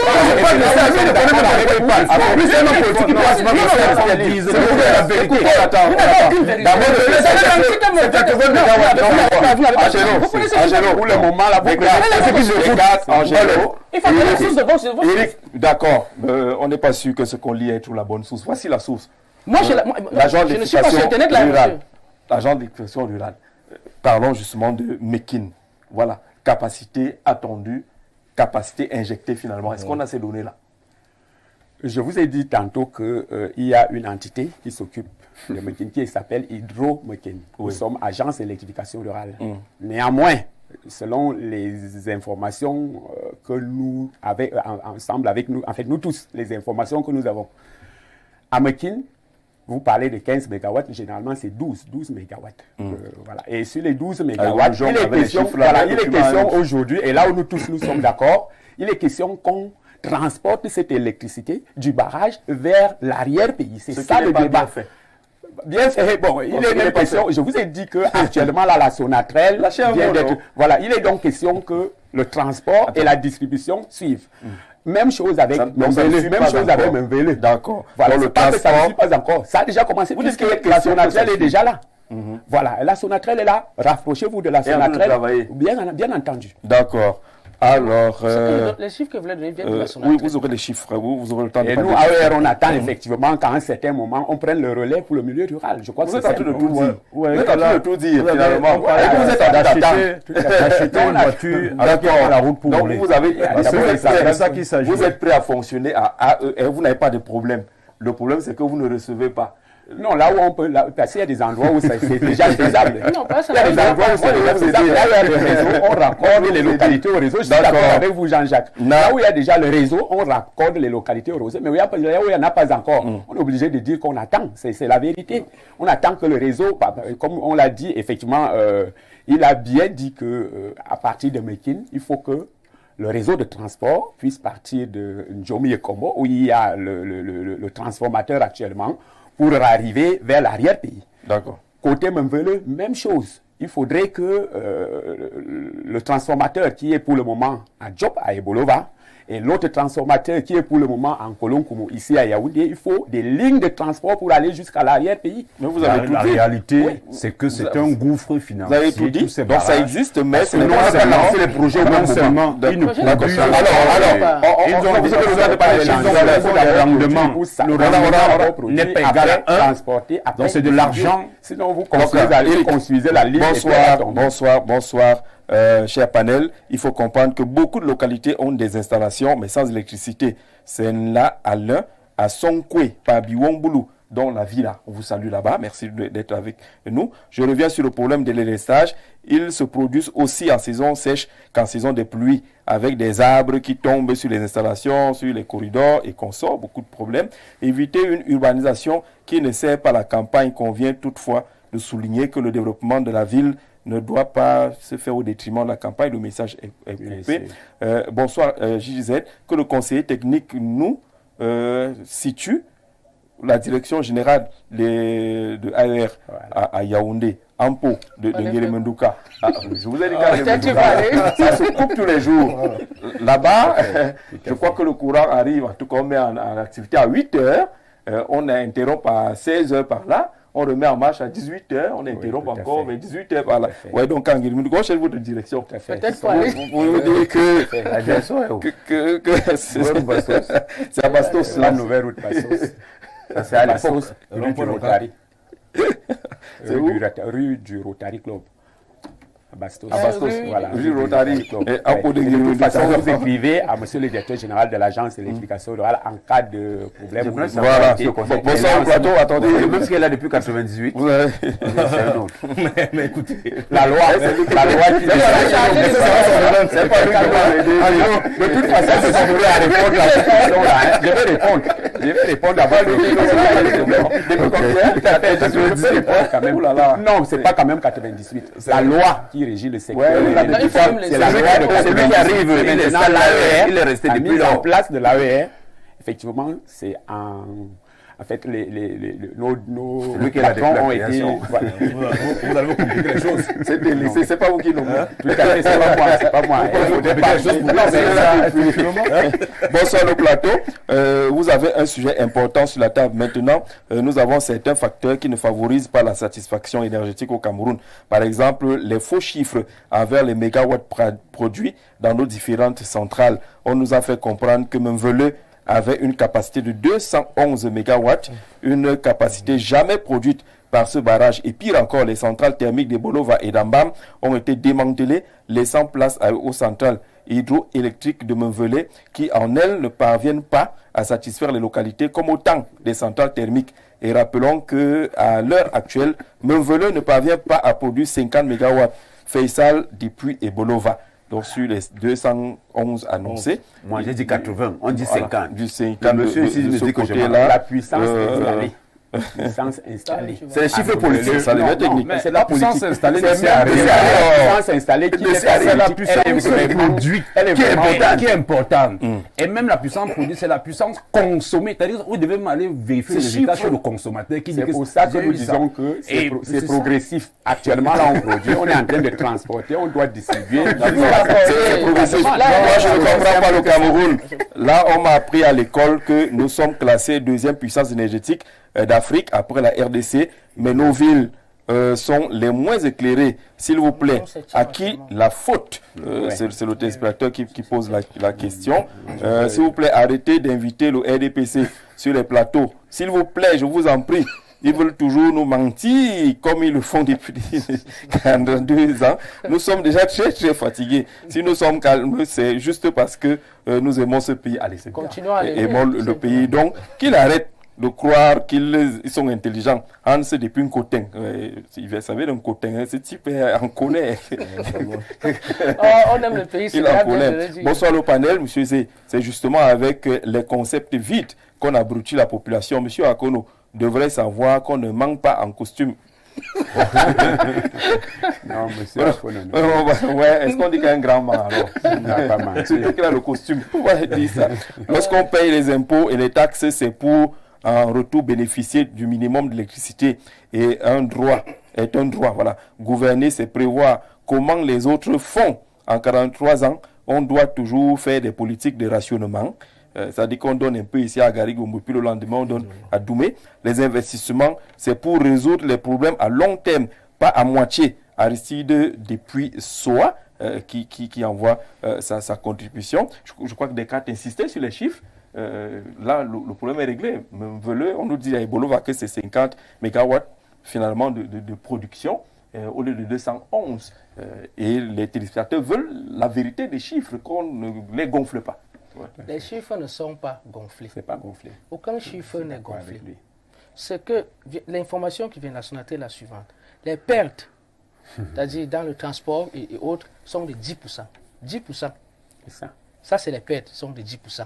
Maintenant, les barrages qui ne sont pas sur le fleuve Sanaga perdent leur, parce qu'ils ne bénéficient pas d'un barrage de retenue d'eau, perdent leur production.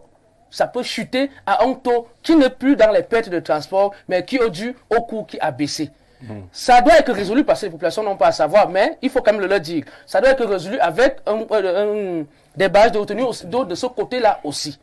Donc il faut bien comprendre, si ce qui est produit, je veux le dire encore ici, si ce qui est produit ne satisfait pas, ce n'est pas parce que les barrages ne fonctionnent pas ou alors ils sont en sous-fonctionnement, non.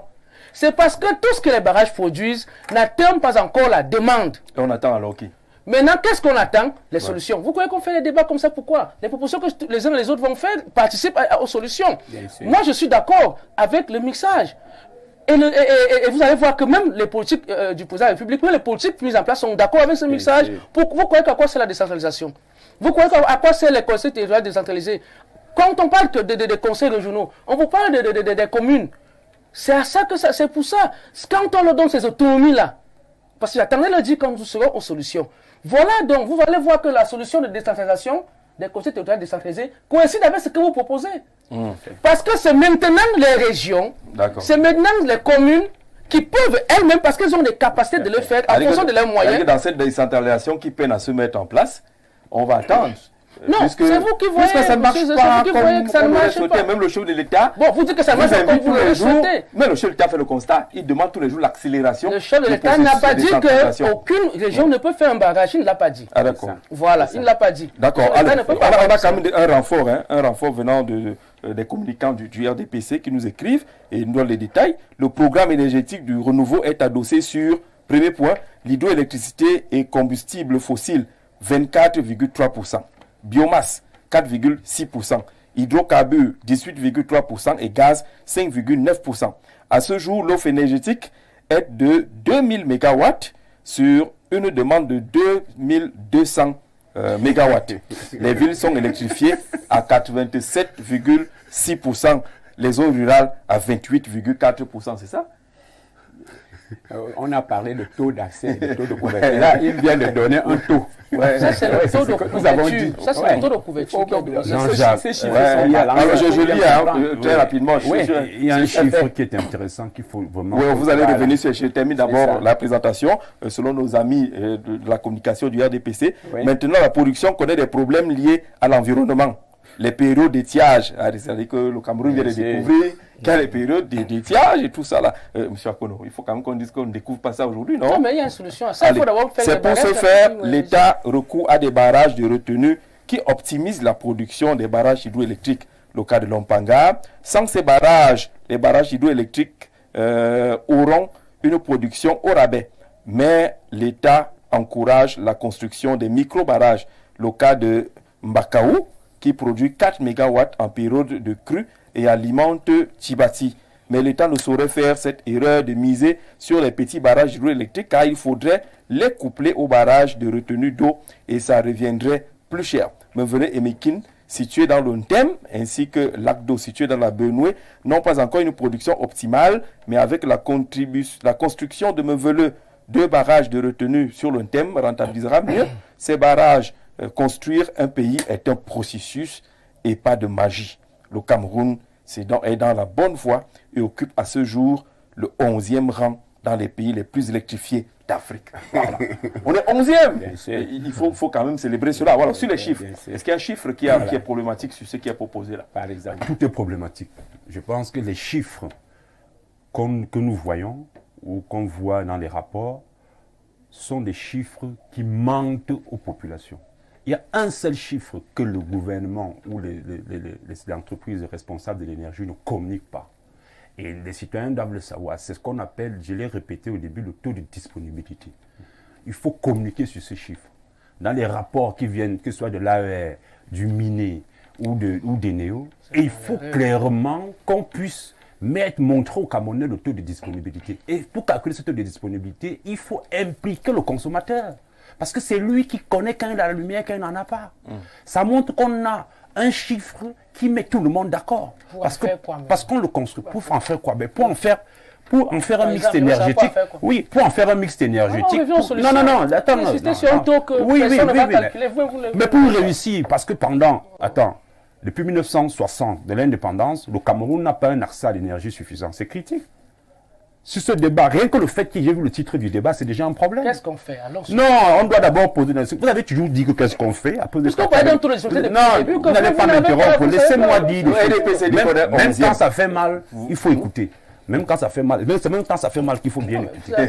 Et je dis alors, donc, ce qui est intéressant alors, c'est qu'il faudrait qu'on communique au Camerounais le taux de disponibilité, qui le réclame même dans les rapports étatiques. J'aimerais bien prendre le dernier rapport de l'AER et de voir le taux de disponibilité. Il connecte au réseau. Quand il connecte au réseau, dans son rapport, est-ce que les populations sont contentes? Est-ce que la lumière arrive? Vous voyez que tout est lié. Si l'énergie arrive chez le citoyen, l'AER, son travail est valorisé. La Sonatrel, son travail est valorisé. Eneo de la distribution, c'est valorisé. Donc, il y a un seul arbitre, qui est le bénéficiaire, qui est le citoyen. Mais quand on nous communique des taux, et il n'y a pas le taux de disponibilité, avez-vous entendu, avez-vous pris l'avis de celui qui consomme? La réponse, c'est non. Parce que si vous avez pris son avis, vous ne pouvez pas faire le taux de disponibilité sans l'inclure. Et là, quand vous rentrez à la maison chez vous, vous appelez d'abord, est-ce qu'il y a le courant là-bas? Voilà, on te dit non. Et c'est pour ça qu'on a beaucoup de gens dans les bars. Parce que lorsqu'il n'y a pas la lumière à la maison, eh bien, on va au bar. Moi, je connais beaucoup de gens qui s'arrêtent en route parce qu'il n'y a pas la lumière. Et c'est quand la lumière revient qu'ils rentrent. Bon, c'est étonne que les Camerounais vont boire. Ben oui, donc la lumière aussi repart aussi ça. Donc il y a une responsabilité aussi quand il n'y a pas de lumière. Parce qu'on rentre, on ne sait pas ce qu'on va faire. les couples. Voilà, donc c'est ça. Jean-Jacques, je lui disais tantôt que je suis d'accord avec lui. Et je n'ai pas fini. Et aux solutions. La question du mix énergétique, non, attendez, monsieur, souffrez d'écouter. C'est pas quand ça fait mal qu'il faut déranger. Donc la question du mix énergétique est importante. Nous avons 10 régions au Cameroun, avec un potentiel renouvelable totalement différent. Yaoundé, c'est la ville à 7 collines. Alors, je me pose toujours une question. Ces 7 collines, on peut développer l'éolien. Pourquoi ne pas, dans tous ces projets... L'éolien, c'est avec le vent. Oui, c'est le vent. Il faut l'expliquer. Pourquoi dans les 7 collines de Yaoundé, on ne met pas les éoliennes là-bas pour produire le vent et alimenter Yaoundé? On n'aura pas besoin de réseau électrique de son loup pour amener l'électricité à Yaoundé. Non, ça, on ne le fait pas. Allons-y au sud du Cameroun, dans le sud. Nous avons à Kribi, par exemple. Nous avons la mer. on peut développer l'éolien offshore, c'est-à-dire dans la mer. Et ces projets d'éolien offshore que je viens de citer vont garantir une disponibilité permanente pendant les moments où il y a le vent dans la mer, à tout moment, le jour comme la nuit. Pourquoi ne pas développer l'éolien offshore à Kribi pour pouvoir électrifier Kribi? Je ne sais pas. On part à l'est, c'est un gisement considérable de biomasse. L'est du Cameroun, la région la plus riche, mais qu'il n'y a pas d'électricité. Chez monsieur le maire là-bas. Oui, je connais bien, tu connais l'est. L'est, je connais l'est. Quand tu arrives à l'est, tu regardes la richesse de l'est, tu as pitié des gens de l'est. Tu te dis, mais attends, il y a l'or, il y a tout. Pourquoi ne pas développer des centrales biomasse à l'est pour rendre l'est autonome? On n'aura pas besoin des lignes de transport de Sonloulou pour amener l'énergie à l'est. Et l'est, il y a la biomasse à gogo. Mais l'est, on ne le fait pas. Est-ce que c'est les expériences qui marchent ailleurs? Mais bien sûr, bien sûr. Je prends le cas, comme le Cameroun. Oui. Ne réinventons pas, allons-y. Quand tu regardes, je prends le cas du Maroc, je ne cite que les pays d'Afrique.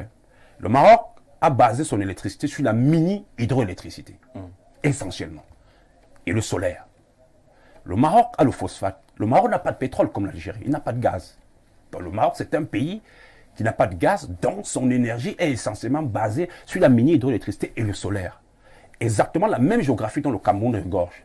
Aujourd'hui, le Cameroun, qui est l'Afrique en miniature, qui est l'un des rares pays au monde à pouvoir développer tout le potentiel renouvelable. Le soleil ne manque pas. Le soleil ne manque pas. Le vent ne manque pas. La géothermie ne manque pas. C'est-à-dire que les nappes phréatiques, quand vous allez au Mont Cameroun, on peut faire les sources de la géothermie, on ne le fait pas. La biomasse, on peut le faire. À l'ouest, il y a beaucoup d'élevage. Le biogaz, on peut développer. On ne fait pas tout ça. Alors quand je regarde souvent, nous au parti écologique, on se pose la question, mais comme quelqu'un vient de le dire, est-ce que les gens qui nous dirigent sont sérieux? Parce que quand vous voyez tout ça, vous vous posez cette question. Et on se rend compte que non. On voit les projets qui sortent. Qu'est-ce qui motive de multiplier des gros barrages alors qu'on vient, nous venons tous ici de dire avec un langage totalement différent, mais à la même conclusion, ils ne produisent pas ce qu'on attend. Mais c'est de l'argent public. D'accord. Non, mais vous avez dit ça autrement. Vous avez dit. Vous avez dit dans d'autres mots. Vous avez dit. Oui, vous avez dit. Vous avez m'expliqué pourquoi ça ne donne pas la puissance qu'on attend. Vous avez expliqué pourquoi. Alors, bonsoir le panel. Vous posez un problème hyper sérieux pour les Camerounais. Je pense que chaque arrondissement a un CETIC. Les collèges d'enseignement technique, industriel et commercial, que l'État donne les moyens aux communes et chaque commune s'arrange à satisfaire les populations et supprimer toutes ces sociétés qui existent mais n'existent pas. Oh là là, ça existe mais n'existe pas. On comprend ce que le téléspectateur est en train de dire. Peut-être qu'on devrait vous donner un peu plus de moyens, monsieur le maire, pour développer vos propres petites structures. Non mais écoutez, on ne donne pas les moyens, on ne donne pas le moyen au maire en tant qu'individu. On donne, aux mairies, alors, on donne les moyens aux mairies. Voilà. Si on vous donne l'argent, c'est mauvais. C'est mauvais. Prenez d'abord. Ça risque de créer une petite confusion. C'est celle à laquelle on assiste souvent. Donc, on va donner l'argent aux mairies. Et ça, c'est un plaidoyer. Malheureusement. Non, allez-y au fond avec le plaidoyer. Mais bien entendu, je dis que c'est un plaidoyer. Et pas peur de quand je dis malheureusement, c'est parce que le constat que nous faisons, il est plutôt clair et ce constat nous présente un cas de figure un peu déplorable. Qu'est-ce qui vous amuse? Vous pensez que le maire a des difficultés à s'exprimer? Non, écoutez, le maire... La peur de heurter quelqu'un? Le maire, s'il a des difficultés à s'exprimer, ça veut dire qu'il trahit sa population. Voilà. Parce que pour l'instant, nous portons quand même ces mandats. Et on je crois que c'est en vertu de ces mandats que nous irons les tendre la main. L'occasion que vous nous offrez ici, là, dépasse même le cadre des conseils municipaux. Voilà. Ça voudrait dire que pendant que nous exprimons ici, il y a plus d'un Camerounais qui nous écoute. Je ne suis même pas sûr qu'à Gari-Gombo, je suis écouté dans les 39 villages.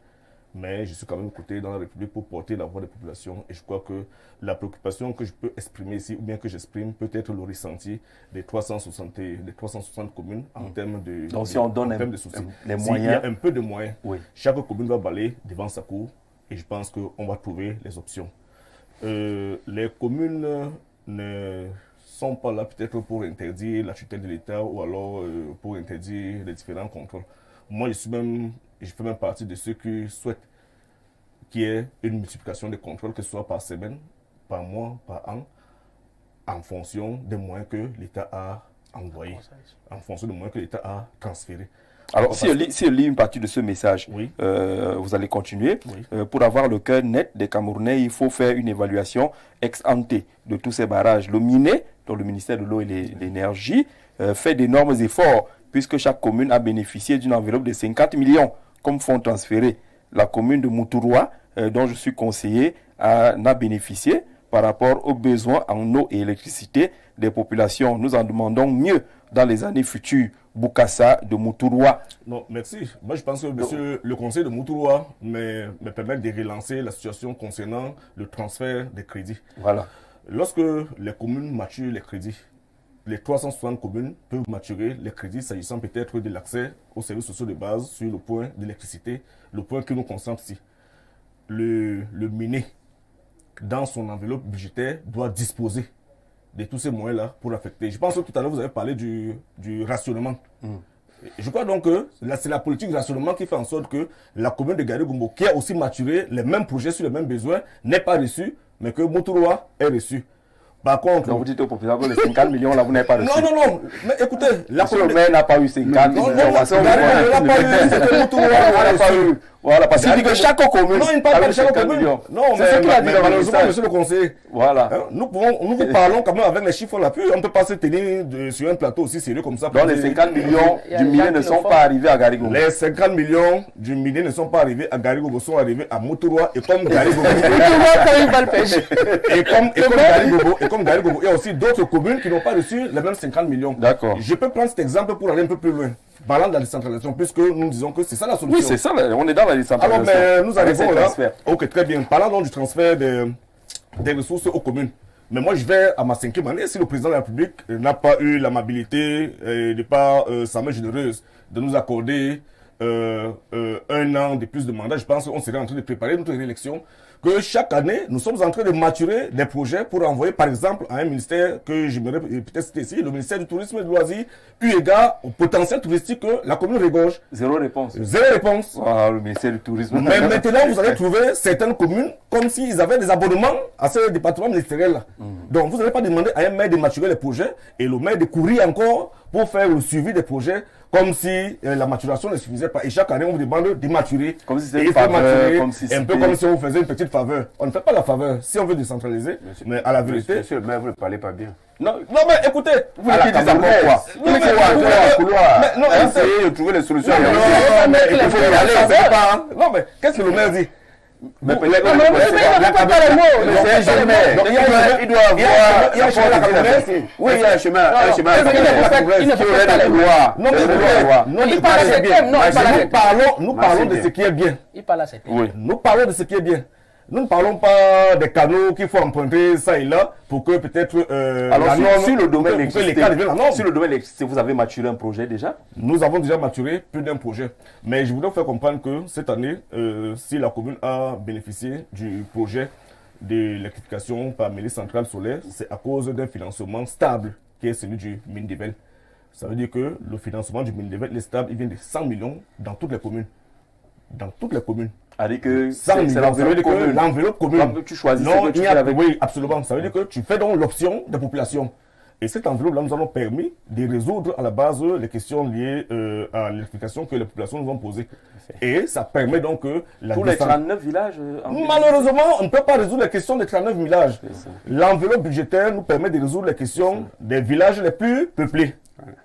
Même si les villages les plus peuplés vont nous poser les problèmes en termes d'accès aux autres villages voisins. Mais il faut faire avec ce que nous avons. En tendant la main pour dire que bon, si peut-être l'option de la distribution pouvait être cadrée ou bien recadrée afin que tous les montants des projets alloués aux communes soient définis à la base. Je crois qu'on n'allait pas maturer les projets dans l'eau. On saurait que si on mature un projet sur l'électricité, c'est parce que nous savons qu'il y aurait un financement sur l'électricité. Si on mature un projet s'agissant par exemple de l'eau, c'est parce qu'il y aurait un financement de l'eau. Mais vous demandez aux communes parfois d'aller emprunter. Nous avons presque jusqu'à emprunter et pour maturer. On mature, on vous dit que non, vous n'avez pas obtenu parce que vous n'avez pas...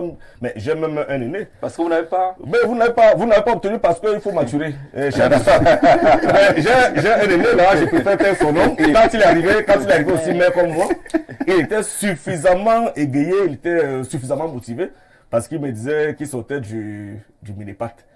Et il a fonctionné au Minepat. Il m'a dit, mais écoute, monsieur le maire, jeune frère, moi je t'ai dit qu'il faut maturer et puis je vais te tenir la main, on va voir ce que ça va donner. Les couloirs. Mais moi je crois que jusqu'aujourd'hui, on s'est rendu compte. Les couloirs ont coulé. Il vaut mieux attendre même faire avec ce qu'on vous octroie. Alors, est-ce que vous avez la possibilité, en tant que maire, je sais que le conseil technique va nous aider là-dessus, Oui. d'aller vous-même à la recherche d'un partenaire pour développer votre propre structure et la rentabiliser? Est-ce qu'on vous donne cette possibilité-là? Mais là, vous parlez de l'option de la coopération décentralisée, qui est une option, oui, dans le service des communes. Pourquoi? Parce que si on se rend compte que peut-être la décentralisation peut traîner en fonction des moyens, en fonction peut-être des volontés, en fonction des petits relents qu'on peut avoir ci et ça, mais l'option de la coopération décentralisée vous revient.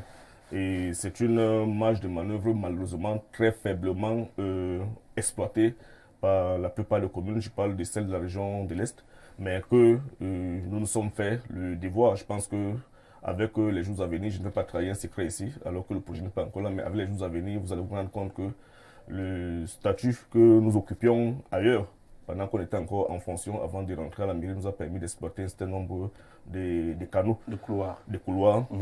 On appelle ça peut-être des exploits personnels, voilà, pour permettre de renforcer les besoins, de répondre à certaines questions liées aux attentes de nos populations. Donc l'option de la coopération décentralisée est une option à laquelle il faut peut-être aller.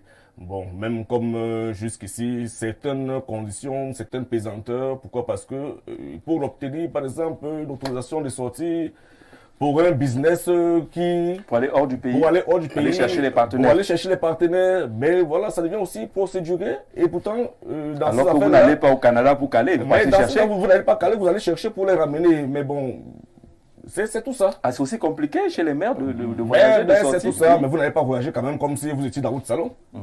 Et c'est tout ça qui Mais il faut complique quand même alléger. l'affaire. Mais il faut que ce soit quand même allégé, de telle sorte que lorsque vous allez pour une cause noble, je crois que les situations soient... Il ne faut pas qu'on vous traque à l'aéroport pour faire comprendre que bon voilà, il faut disposer 14 jours pour demander ceci, alors que le partenaire, lui, vous attend. Vous avez les opportunités. Le partenaire, lui, il a les moyens. Il vous attend. Et puis bon, lui, à partir du moment où il se rend compte que ça commence à compliquer, et puis bon voilà, terminé. Il vous tourne le dos, il pense que c'est pas vous et que vous n'êtes pas sérieux. Et puis bon, c'est la commune qui prend le coup malheureusement. Moi, je pense que si on veut faire les choses différemment, on peut très bien le faire. Il faut associer les maires à la prise des décisions. Il faut associer les maires, il faut associer les communes à la prise des décisions. Nous avons heureusement l'avantage d'avoir le ministère de la décentralisation et du développement local. Mais j'ai coutume de dire que les communes existent au Mindebel. Les communes existent. Ça voudrait dire que le Mindebel est arrivé à trouver les préoccupations des communes. J'aimerais, c'est un souhait, c'est un vœu, que lorsqu'il faut peut-être prendre un certain nombre de mesures qu'on associe. Oui. Mais vous avez votre organe fait, c'est quoi? Le CVUC? Oui. Les CVUC. Mais bien entendu, mais bon, les CVUC ne sont pas les fichiers des communes. Hein? Les CVUC, c'est quoi? C'est l'association des communes et villes unies. Alors que vous avez des problèmes spécifiques et puis à chaque commune. Monsieur le maire, on vous dit merci d'être venu sur le plateau. On espère vous retrouver très très bientôt. À l'agence l'éducation rurale, c'est quoi l'avenir? C'est quoi les perspectives? Est-ce que vous pouvez aller plus loin que ces 3800 communautés qui sont déjà connectées? Est-ce qu'on peut aller plus loin? Vous avez le programme PERAS, on n'en parle pas beaucoup. Il est à quel niveau le projet d'éducation rurale des régions sous-desservies? PERAS, vous êtes à quel niveau? Tout à fait. Je voudrais d'abord essayer, avant de répondre... On a très peu de temps, essayez d'être concis et précis. Je voudrais répondre à sa préoccupation parce que quand il a parlé du taux de disponibilité. Oui. Terre à terre, au niveau du Camerounais, il faut voir la fréquence des coupures d'électricité. Je crois que c'est très très simple comme ça. En milieu rural, oui, ça se ressent parce qu'il y a beaucoup de... C'est pour ça que je vous ai dit que ce sont des questions d'exploitation. Je voulais clarifier cela pour dire que ce sont les... Moi, j'ai compris l'affaire du taux de disponibilité, c'est que moi, consommateur, mon taux de disponibilité se juge à l'interrupteur, à l'ampoule qui brille. Et quand il y a interruption des services, ça veut dire que il fallait qu'on comprenne cela, il fallait que le Camerounais, le plus simple, comprenne sa terre à terre. Je voulais aussi bien préciser que l'AER, la boîte postale, c'est... BP 30 704. Oui. 30 704. Et que vous êtes à Bastos. Voilà. Et maintenant, par rapport donc au PERAS et aux perspectives, pour revenir à votre question, le PERAS cherche à résoudre un problème, la disparité entre les régions. C'est pourquoi actuellement le PERAS est effectivement en cours en termes de raccordement de localité au réseau, comme je l'ai dit au départ. Le projet est en cours. Donc, Bientôt, cette histoire de disparité qui est en train d'être résolue va avoir une solution définitive. Alors, c'est ce PERAS-là qui tend à relier tous les chefs-lieux d'arrondissement pratiquement, c'est ça? Non, le PERAS s'occupe des zones des régions sous-desservies. Oui. Voilà, mais maintenant, ce que vous évoquez, ce sont des perspectives, tout à fait. Merci beaucoup. Qui n'est donc pas tout le monde est sous-desservi. Oui, tout à fait, je suis d'accord avec vous. C'est pourquoi je voudrais rejoindre la préoccupation de M. le maire pour lui dire que les dispositions sont prises. Au niveau des textes de l'AER, il est question qu'on accompagne les collectivités territoriales décentralisées dans l'élaboration. Mais que vous établissez un cahier de charges, voilà, effectivement, à la commune de réagir promptement. Pour le moment, on a commencé avec vous aider, tout à fait, je suis d'accord avec vous. Oui. On a commencé maintenant avec les CVUC. Il y a déjà une plateforme de collaboration avec les CVUC. Quoi qu'on dise, ce sont quand même les communes. Parce qu'il y a des communes du Cameroun qui se perdent. Je suis d'accord avec vous. C'est mort à Doumenga. Le maire va au ministère, on dit que va à certains lui disent que va à Huawei, il va à Huawei. Quel est le rôle de Huawei? Les textes ont donc prévu que, effectivement, il faut qu'il y ait des plateformes de collaboration entre l'AER, structure étatique, et ces collectivités territoriales décentralisées. On a déjà commencé, il faut qu'on continue dans ce sens-là. D'accord, ça va prendre combien de temps? Merci, monsieur le conseiller. Oui, très rapidement. Très rapidement. Je veux vous aider avec un chiffre qui vient également de la communication de votre parti. Mon ami du parti écologiste dit des choses qui sont fausses. Eneo, chaque année, publie le taux d'accès à l'électricité. En 2022, il était de 158 000 branchements. C'est le taux d'accès, non pas de la disponibilité. Voilà. Donc, c'est pas ça, il est hors sujet. Taux d'accès, donc, en 2022, il était de 158 000 branchements. Et en 2023, un peu plus, soit 73%. Voilà. Qu'il se rapproche souvent des bonnes sources. Non, mais ça, c'est faux, parce que c'est pas ce que j'ai dit, il est hors sujet. Oui. On parle du taux de disponibilité. Dans les rapports qu'on nous donne au Camerounais, on donne des chiffres, sauf le chiffre qu'on devrait donner et qui, pour moi, est le chiffre cardinal. D'accord, on a compris ça. Alors, 2025 est là, le chef de l'État a dit sa satisfaction, a annoncé qu'il y a des choses qui sont en cours. On va vers où, finalement? Oui, d'abord, pour les téléspectateurs, le PERAS dont vous parlez, il faut leur dire c'est le projet d'éclairage rural et d'accès à l'électricité. Dans les zones sous-desservies du Cameroun. Dans les zones sous-desservies du Cameroun. Oui. Maintenant, la première phase qui a abouti à un branchement de 160 000 ménages, 160 000 branchements. Maintenant, l'objectif, comme vous parlez des perspectives du PERAS, il est là, c'est leur affaire. Si je me trompe sur un chiffre, il va m'aider.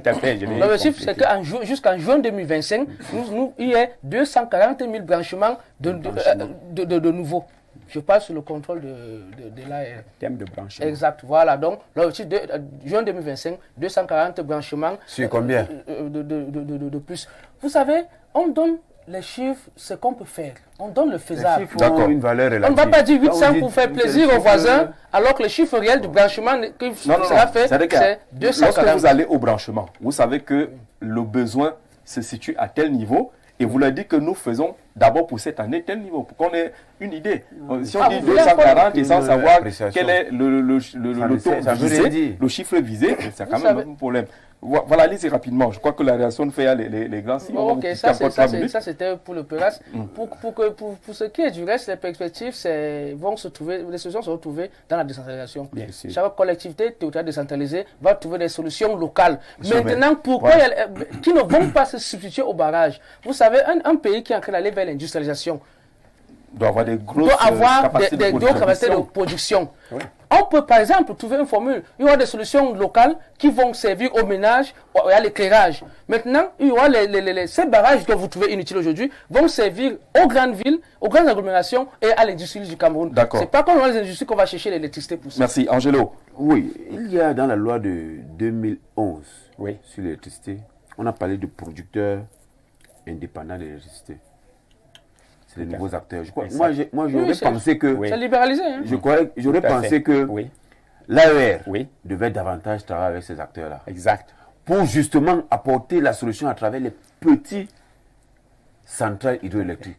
Ça devait être très efficace. Exact. Ça permettrait justement d'avoir de l'énergie disponible pour des petites communes qui le veulent. Il y a une commune comme Messondo que je connais, qui supplie depuis 5 ans que le maire Tony Omame est là-bas. Ils ont identifié un site, un petit pot d'eau là, qui peut faire 4,5 MW. Rien n'est fait. Ils ont écrit à gauche, ils ont écrit à droite. Surtout que comme c'est une commune PCRN, sûrement on ne les écoute pas. Bon, à la vérité, ce qu'il faut dire, c'est des répondre à sa question. Répondre à sa préoccupation. Il y a une réponse bien précise.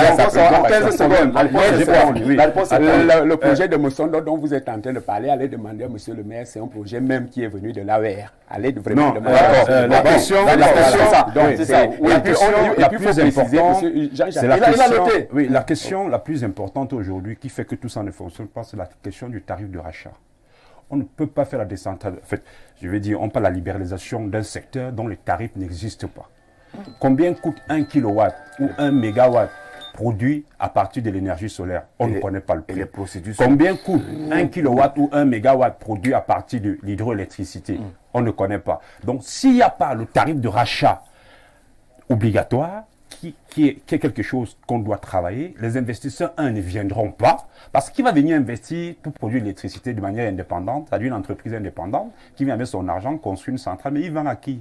Et il vend à combien? D'accord. Donc, il n'y a pas de tarif. Ça veut dire que... C'est le fondement. Mais c'est ça, il faut le tarif de rachat qui n'existe pas. Dans toutes les formes d'énergie renouvelable, on peut avoir des producteurs indépendants, que ce soit l'éolien. Combien coûte 1 kilowatt produit à partir de l'éolien? On ne sait pas. Combien coûte 1 mégawatt produit à partir de la géothermie? On ne connaît pas. Le solaire thermique, on ne connaît pas. Le solaire photovoltaïque, on ne sait pas. La biomasse solide, on ne connaît pas. La biomasse humide, on ne sait pas. Allez, faites des propositions. Puisque vous travaillez là-dessus, puisque vous travaillez là-dessus, en ce moment précis, je en vous ai dit cours, ça. qui sont en cours. Toutes les institutions. Depuis l'indépendance, on est toujours rapprochez-vous des institutions étatiques, rapprochez-vous des experts. J'ai envoyé des rapports à part KPDC. D'accord. Il y a combien de projets? Depuis 2011, ça fait 4 ans. On reparlera d'énergie électrique. Monsieur Co, je suis content d'avoir votre message. Le ciel d'électricité, moi je voudrais que vous me donniez une invitation. Voilà, elle est faite en direct pour apporter des réponses. Pourquoi le Cameroun n'a pas d'électricité? J'étais à Nachigal pendant plus de 4 ans et demi dans la construction de ce barrage. Il y a beaucoup de failles. Après des années de concession, notre pays ne pourra rien gagner dans la construction de ce barrage. Un peu comme le président le disait tout à l'heure. Monsieur Ko, je prends votre numéro, on en parle et puis on fera peut-être un programme spécial pour voir ce que nous donnera finalement Nachigal et les 420 mégawatts qui sont annoncés de ce côté. Monsieur le maire, merci d'avoir fait le long voyage de Gary Gombo. On espère que le partenariat est en train de se tisser en direct avec Info TV. On salue les auditeurs de Capital FM. Mesdames, messieurs, merci d'avoir été là pour vous, monsieur. Et merci à ceux qui nous ont regardés. À très bientôt.